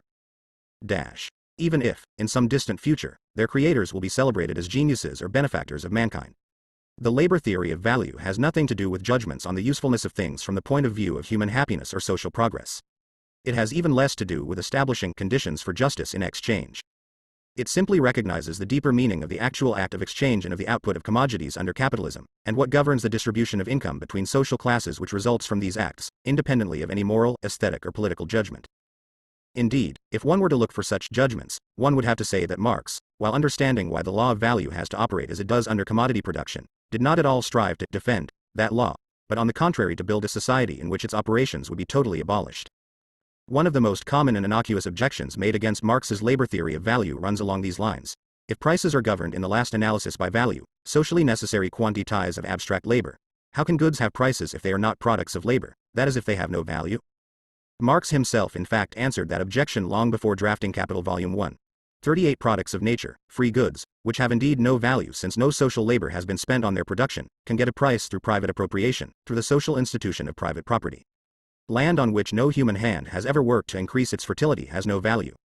But it can get a price if it is surrounded by a fence upon which is put a placard, private property, trespassing forbidden, and if people are ready to pay that price because they need that land as a source of livelihood. This price will in reality be the capitalization of the net income, land rent, accruing to its owner, income produced by those who will farm it and draw material resources, goods for self-consumption or commodities, from it through their toil. 39-38. See a contribution to the Critique of Political Economy, page 62, 39. Again and again the objection has been raised against the Marxist labor theory of value that it assumes labor to be the only scarce factor of Introduction 4s in reaction against all those who mistakenly claimed that Volume 1 of Capital was concerned with showing that commodities actually exchange under capitalism according to the quantities of abstract socially necessary labor they contain. Some authors have contended that the labor theory of value is concerned only with a qualitative problem and not with a quantitative one, the socially necessary labor content of commodities being unmeasurable. This bends the stick too far in the other direction. It is true that the quantitative measurement of the labor quantities in commodities is difficult. But the difficulty is not so much a conceptual one. One could, for example, start from macroeconomic aggregates, the total sum of man-hours spent in the whole realm of material production, industry, agriculture and commodity transport. In a given country, its division between different branches of industry and key groups of commodities, their interrelationship through an input-output table, the labor spent for the average unit produced in autarchic branches where no raw material has to be imported from foreign lands, and so climb up towards an estimate of total labor expenditure per branch and per commodity produced. As one stemming from a lack of accurate information, it will be necessary to open the books of all capitalist enterprises and to verify these figures on the basis of shop floor evidence in order to approach a quantitative production and supposes either that land and machines are abundant or that they can be excluded altogether from value analysis. This is obviously nonsense. Leontief makes the correct point that Marx was probably the first economist to give fixed capital a central importance in the process of production, as against, for example, Bohm-Bawerk, Op. Cit. Page 93. What Marx does assume is that machines cannot in and by themselves command portions of the total available labor power of society to be additionally expended or to move from one sector of production to another. A proposition which is rather self-evident, besides having been scientifically proved by Marx. Once one understands that, for Marx, value is in the last analysis assignment of portions of the socially available labor power, total value newly produced being equal to total expenditure of living labor in a given period, one solves the riddle. Incidentally, one should also understand that Marx, advancing beyond classical economy, did not dissolve the value of the annual product into wages and surplus value, profits, rents and interests, but added to this the value of raw materials and machinery used up in the process of production. His only point was that this part of the annual product's value did not increase in the process of production but was only maintained, the only source of new value being living labor. 46 Introduction Measurement of the labor content of commodities in capitalist countries. 46. Marx's key discovery. His theory of surplus value. The classical school of political economy, including Ricardo, saw profits as a residual net income, once wages had been paid. Indeed, so strict was their adherence to this concept that Ricardo believed that only increases or decreases in production costs in the wage-good industries could influence the rate of profit. Whatever happened to the luxury goods industry, or even to raw materials, would not affect the global rate of profit. This view is incomplete and therefore incorrect, but it was at least an attempt to come to grips with the problem of income distribution between social classes as a function of what happens in the course of production. The exponents of post-Ricardian vulgar economic theory, and especially the neoclassical marginalists, do not bother to ask the question, why? They are content just to answer the question, how? They simply note that factors, labor, capital, land, get different prices on the market, and limit themselves to a study of how these prices fluctuate. To consider the origins of profit, interest and rent, to ask whether workers must abandon part of the product of their labor when they work for an alien entrepreneur, to examine the mechanisms through which this appropriation occurs as a result of an honest-to-God act of exchange, without any cheating or plotting. It was left to Marx to unravel these basic questions about the capitalist mode of production. The origin of the income and consumption of the ruling classes in pre-capitalist societies is no matter of speculation. Anybody knows that, from an economic point of view, they were the results of appropriation of part of the fruits of the producer's labor by the ruling class. When the medieval serf worked half the week for his own livelihood on the land of Lee Mance, and the other half of the week without remuneration on the estate of the noble or the church, one could argue that, from a moral point of view, he was offering unpaid labor, in exchange for the service of profane or divine protection. But nobody would confuse this exchange with what goes on in the marketplace. It was in fact no economic 40. Friedrich Engels Insert in Capital, Volume 3, pp. 74-6. Introduction 47 Exchange at all, in any sense of the word, no give and take of anything which can be priced, in even the most indirect way. The service of protection is not bought by the serf any more than a small Chicago businessman buys a service from a gang of hoodlums. It is an extortion imposed upon him by the social setup whether he likes it or not. The origin of the social surplus product accruing to the pre-capitalist ruling class is, therefore, obviously unpaid labor, whether in the form of labor services or of physical products of these labor services, or even of money rent, expended by the producers. In the case of slavery, the context is as clear if not clearer, especially in those extreme examples where even the miserable pittance of the slave was not provided by the masters, but had to be provided by the slave himself on the seventh day of the week. Indeed, regarding these slave plantations, even the most skeptical critics of historical materialism will find it hard to doubt that the whole social product, the part which fed the slaves as well as the part which fed the masters, had but one origin, social labor expended by the slaves and by them alone. When, however, we look at the capitalist mode of production, everything seems much more complicated and much more obscure, to say the least.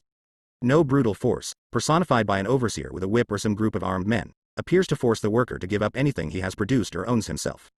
His relationship with the capitalist appears to be based upon an act of exchange which is identical to that of a small artisan or a farmer, owners of commodities they themselves have produced, who meet in the marketplace. The worker appears to sell his labor in exchange for a wage. The capitalist combines that labor with machines, raw material and the labor of other men to produce finished products.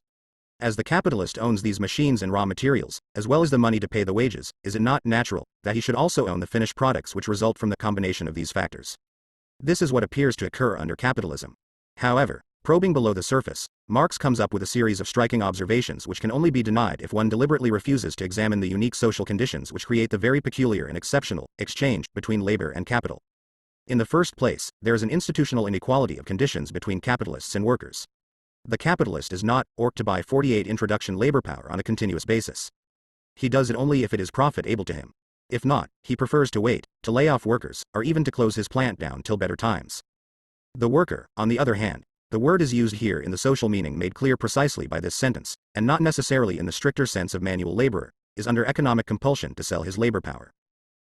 As he has no access to the means of production, including land, as he has no access to any large-scale free stock of food, and as he has no reserves of money which enable him to survive for any length of time while doing nothing, he must sell his labor power to the capitalist on a continuous basis and at the current rate.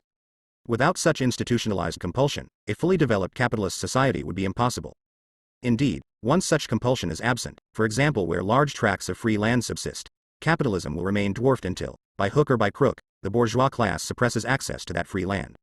The last chapter of Capital Volume 1, on colonization, develops this point to great effect. The history of Africa, especially of South Africa, but also of the Portuguese, Belgian, French and British colonies, strikingly confirms this analysis. 41. If people are living under conditions where there is no economic compulsion to sell their labor power, then repressive juridical and political compulsion has to deliver the necessary manpower to the entrepreneurs.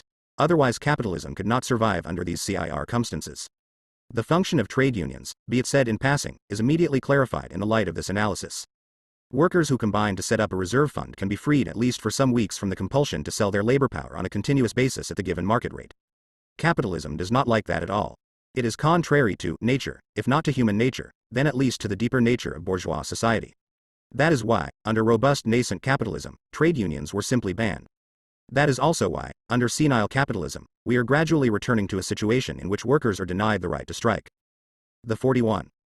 We refer here to the large-scale appropriation of land by white settlers and colonial companies, the herding together of Africans into reserves, the imposition of money taxes in essentially non-monetary economies, forcing the Africans to sell their labor power in order to get the necessary money to pay taxes, the imposition of large-scale money fines, or even direct forced labor penalties for innumerable transgressions of laws specially designed to furnish the settlers with labor power, etc., etc. Introduction 49. Right to abstain from selling their labor power at the offered price whenever they like. In this instance, Marx's insight is clearly confirmed by the highest authorities of the bourgeois state. Under capitalism, labor is FLLN forced labor. Whenever possible, capitalists prefer hypocritically to cloak the compulsion under a smokescreen of equal and just exchange on the labor market. When hypocrisy is no longer possible, they return to what they began with, naked coercion. Marx, of course, was perfectly well aware of the fact that, in order to organize production in modern factories, it was not enough to combine the social labor power of manual and intellectual workers. It was necessary to provide for land, buildings, energy, infrastructural elements like roads and water, machinery, a given fabric of organized society, means of communication, etc. But it is obviously absurd to presume that, because factory production is impossible without these conditions of production, roads and canals therefore produce value. It is no more logical to assume that machines produce any value in and by themselves. Of all these factors, it can be said only that their given value has to be maintained and reproduced, through incorporation of part of it in the current output of living labor, during the production process. We come nearer to the truth when we note that property titles, private appropriation rights, to land and machinery lead to a situation where these factors will not be incorporated into the process of production without their proprietors receiving an expected return, over and above the compensation for the wear and tear of the factors. This is obviously true. But it does not follow at ALJ that such returns are then produced by the property titles. Nor does it imply that owners of such property titles meet the owners of labor power on an equal footing. Only if we were in a capitalistic slave society, where owners of slaves hired out labor power to owners of factories renting land from landed proprietors, could one say that institutional equality existed between all owners, though, of course, not between owners and slaves. Obviously, in that case, the slave owners would hire out their slaves only if they received a net return, over and above the upkeep of the slaves. In the second place, the social situatio, and in which a small part of society has monopolized property and access to the means of production, to the exclusion of all or nearly all direct producers, is in so introduction no way a product of natural inequality of talents and inclinations among human beings. Indeed, it did not exist for tens of thousands of years of social life on the part of Homo sapiens. Even in the relatively recent past, say 150 years ago, 9/10 of the producers on this planet, who were in their overwhelming majority agricultural producers, did have direct access, in one way or another, to their means of production and livelihood. The separation of the producer from his means of production was a long and bloody historical process, analyzed in detail by Marx in Part 8 of Capital Volume 1, so-called primitive accumulation. In the third place, the worker does not sell the capitalist his labor, but his abor power, his capacity to work for a given period of time. This labor power becomes a commodity under capitalism. 42 As such, it has a specific value, exchange value, as any other commodity does, the quantity of social labor necessary to reproduce it. That is to say, the value of the consumer goods necessary to keep the worker and his children in condition to continue to work at a given level of intensity of effort. But it has a 42. Obviously, Marx did not transform men into commodities, as so many of his ethical opponents accuse him of doing. He noted that capitalism had operated such a transformation and therefore condemned capitalism. Popper significantly contends that the value theory of Marx considers human labor as fundamentally different from all other processes in nature, for example from the labor of animals. This shows clearly that the theory is based ultimately upon a moral theory, the doctrine that human suffering and a human lifetime spent is a thing fundamentally different from all natural processes. I do not deny that this theory is right in the moral sense.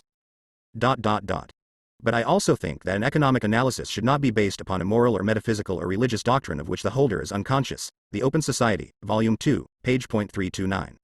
In the first place, Marx was not at all unconscious of the differences between human labor and the endeavors of animals such as ants. He comments on it in the first chapter of Capital Volume 1. In the second place, there is nothing metaphysical about the fact that, when men engage in mutual social relations in order to produce their livelihood, they will certainly consider human labor as the basis of this social organization, quite differently from natural processes, fertility of the soil or of cattle, etc. There is nothing metaphysical about the distinction, from man's point of view, between chemical processes in trees and the necessary arrangements to divide the total labor time available to the community between different types of human activity. 2,000 years ago, defenders of the institution of slavery used to equate slaves with speaking instruments, or speaking beasts of toil. We know very well that Popper does not condone slavery. Would he then say that this condemnation of slavery is purely metaphysical, or would he admit that it is based upon a scientific, anthropological distinction between man and animals? Introduction 51 Special quantity, a special use value for the capitalist. When the capitalist consumes labor power in the process of production, the worker produces value. His labor has the double capacity to conserve value. That is, to transfer into the finished product the value of the raw material and of a fraction of the machinery used up in this process of production, and to create new value by spending itself. The whole mystery of the origin of profits and rents is over once one understands that, in the process of production, the workers can, and must, otherwise the capitalist would not hire them, produce value over and above the value of their own labor power, over and above the equivalent of the wages which they receive. We're back where we started in pre-capitalist societies, and we have been able to eliminate the cobweb of a parent, exchange equality, like feudal rent or the slave owner's livelihood. Capitalist profits, interests and rents originate from the difference between what the workers produce and what they receive for their upkeep. Under capitalism, this difference appears in the form of value, and not of physical output. This fact prevents the process from being immediately transparent. But it does not make it fundamentally different from the exchange taking place between feudal lord and serf. It is therefore incorrect to state, as does Blaug, following other academic critics of Marx, that Marx's theory of surplus value is a theory of unearned increment. 43. It is an appropriation or deduction theory of the capitalist's income, as was the classical labor theory of value. Capitalists appropriate value which the workers have already produced, prior to the process of circulation of commodities and of distribution of income. No value can be distributed. From a macroeconomic point of view, in other words viewing bourgeois society as a whole, which has not been previously produced. Marx himself considered the discovery of the concept of surplus value, representing the sum total of profits, interests and rents of all parts of the bourgeois class, as his main theoretical discovery. 44-43.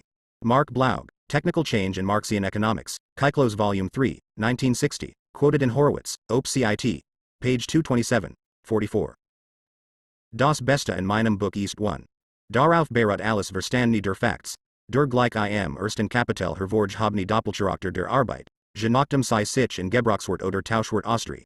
ICKT. 2. Die Behandlung des Mehrwerts unabhängig von seinen besonderen Formen als Profit, Zins, Grundrente etc.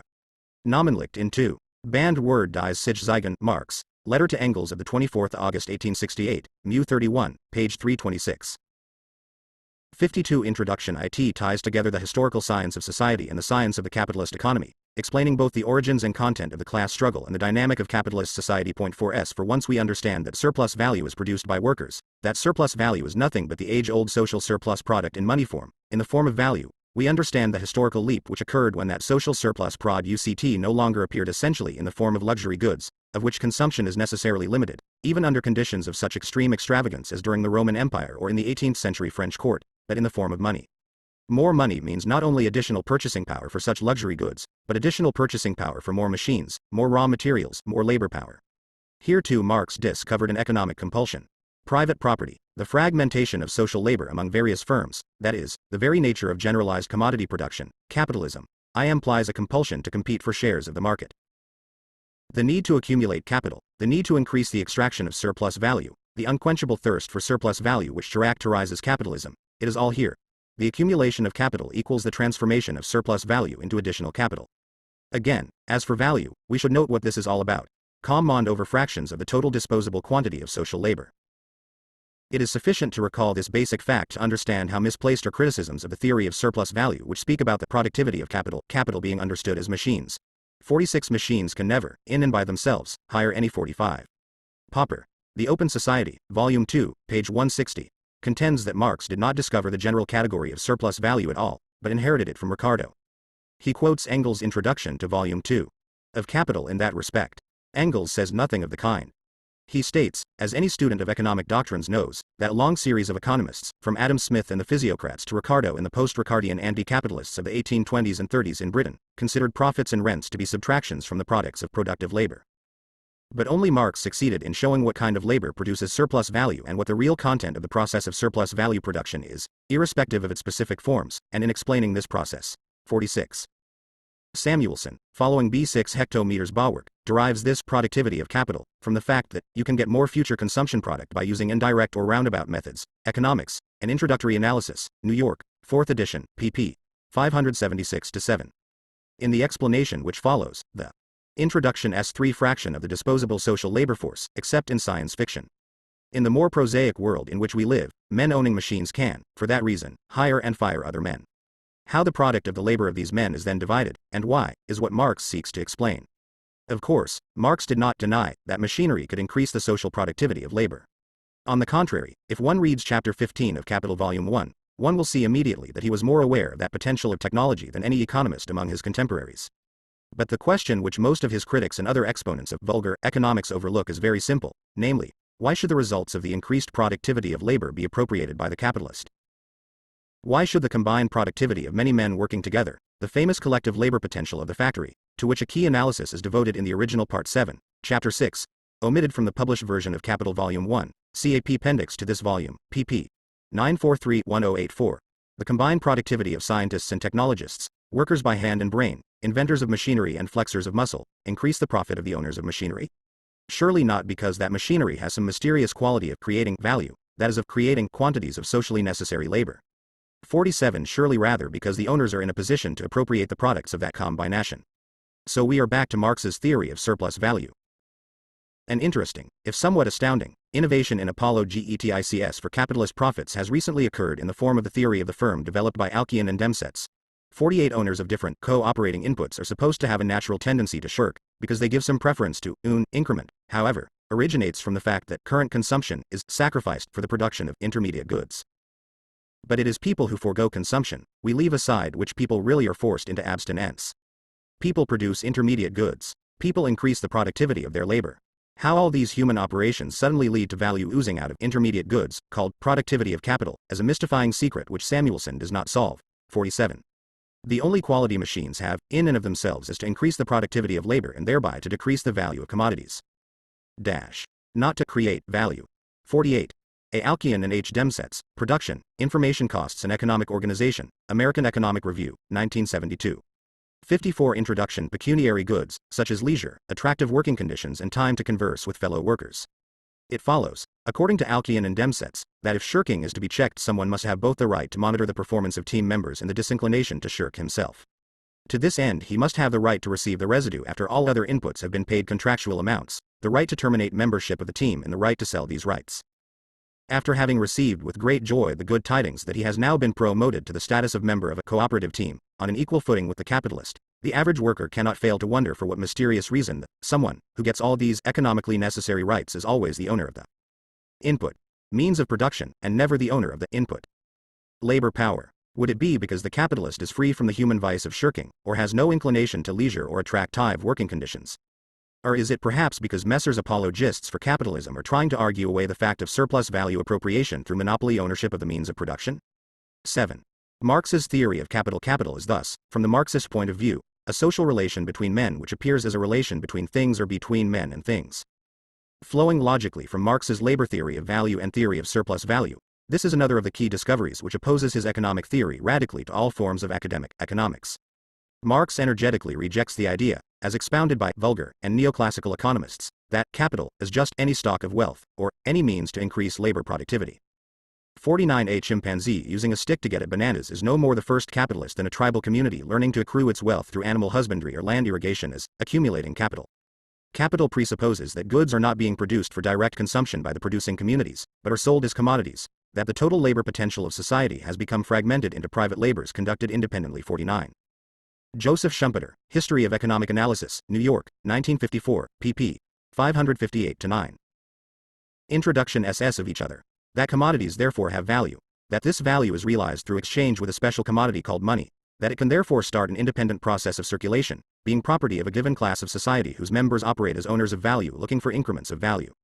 If, as Adam Smith explained to successive generations of students of economic phenomena, productive, technical division of labor is a source of increased labor productivity. To a large extent independently from the specific social form of organization of the economy. Then capital is not a product of that division of labor, but of a social division of labor, in which owners of accumulated value face non-owners. Joseph Schumpeter reproached Marx with having elaborated a theory of capital which was unable to explain the origins of capital. So nothing is further from the truth. Marx the dialectician perfectly understood the difference between, on the one hand, the production and reproduction of capital on the basis of the capitalist mode of production and, on the other, the origins and development of capital in pre-capitalist modes of production. Indeed, one of the essential objections to the imprecise and unscientific handling of categories by vulgar economists was their undifferentiated use of the terms capital and capitalism as more or less synonymous. Capitalism is the capitalist mode of production, the seizure of the means of production by capital, which has become predominant in the sphere of production. Capital is value, initially in the form of money, becoming an independent operator in the pores of a non-capitalist mode of production. Capital AP pairs initially as usury and merchant, long-distance trade, capital. After a long historical process, and only under specific social conditions, does capital victoriously penetrate the sphere of production in the form of manufacturing capital. This occurred in the late 15th and 16th centuries in Western Europe, in the 18th century in Japan. In China, isolated elements of manufacturing capital had probably already appeared more than 1,000 years earlier. In simple commodity production, capital does not produce surplus value. It simply transforms into surplus value parts of current output and revenue which originate independently from capital. It can appropriate part of the social surplus product normally passing into the hands of pre-capitalist ruling classes, for 50. Schumpeter, Capitalism, Socialism and Democracy, pp. 15-18. 56. Introduction. Instance. The appropriation, through usury, of part of the feudal land rent. It can appropriate part of the product which normally serves as a consumption fund for the producers themselves. The basic characteristic of these operations of capital under pre-capitalist relations of production is that it will barely increase the global wealth of society. It will neither significantly develop productive forces nor stimulate economic growth. It can only have a disintegrating effect on the given pre-capitalist social order, precipitating the ruin of several social classes. However, by accelerating the transformation of goods produced and consumed as use values only into commodities, that is by accelerating the spread of money economy, it can historically prepare the ground for an eventual appearance of the capitalist mode of production. Capital operating in pre-capitalist modes of production refers essentially to a theory of money circulation and appropriation. This is why in Volume 1 of Capital Marx first introduces capital in Part 2, after having explained the nature of money. Indeed, Part 2 is entitled, The Transformation of Money into Capital. Here again, the logical analysis corresponds to the historical process, to which Marx continually refers, albeit for the most part in footnotes. On the other hand, capital operating in the capitalist mode of production, the real object of study of capital, refers obviously to a theory of production and appropriation of value and surplus value. Marx explains in Volume 1, Chapter 24, how the law of appropriation of commodities is transformed when we pass from a society of petty commodity producers to a capitalist society. In the first case, the direct producers are owners of the products of their labor. In the second, the owners of capital become the owners of the products of the labor of the direct producers. Apologists for capitalism try to justify this fact by the argument that, after all, capitalists place at the disposal of the workers the tools with which production occurs. 51 But again history allows us to pierce through the hypocrisy of the argument. For capitalism was not born in the days of manufacturing, with the capitalist putting at the disposal of the producers any new machinery. It was born with the capitalists expropriating the tools. 51.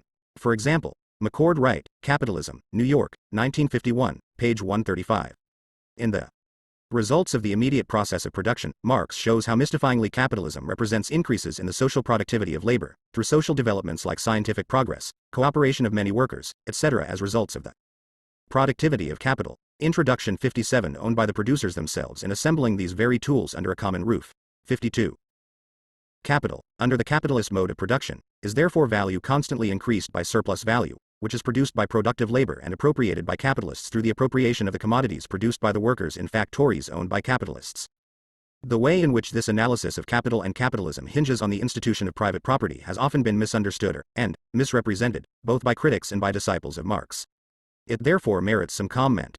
Historically and logically, capitalism is tied to the private ownership of the means of production, which allows private appropriation of produced commodities, thus private appropriation of surplus value, and thus private accumulation of capital. It is surely not accidental that the rights of private property are thus at the bottom of the whole constitutional and juridical superstructure which centuries of law-making have erected upon the basis of commodity production.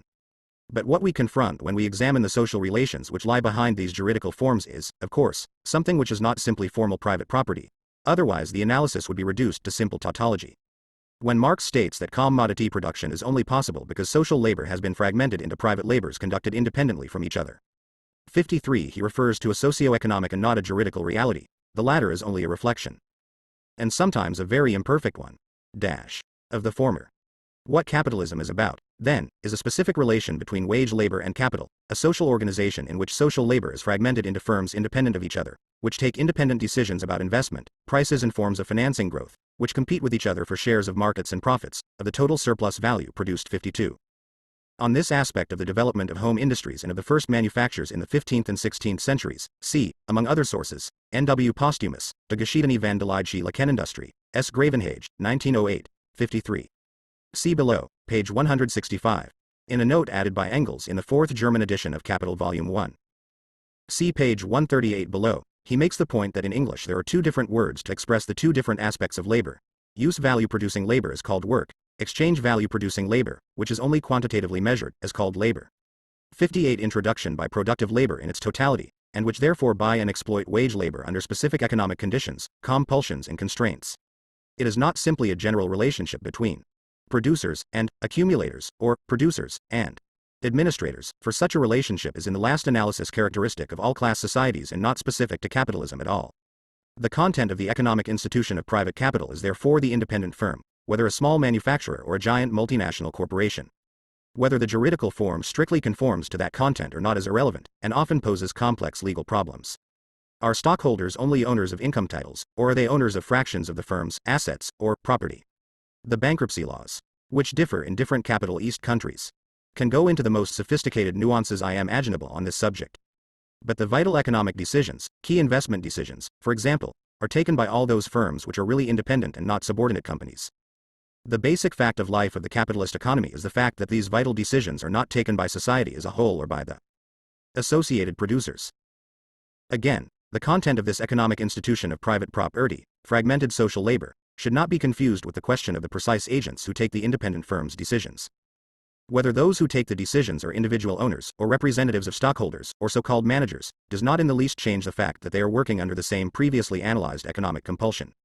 Some economists today, such as Galbraith and even some Marxists, contend that the contemporary giant corporation has largely freed itself from these constraints.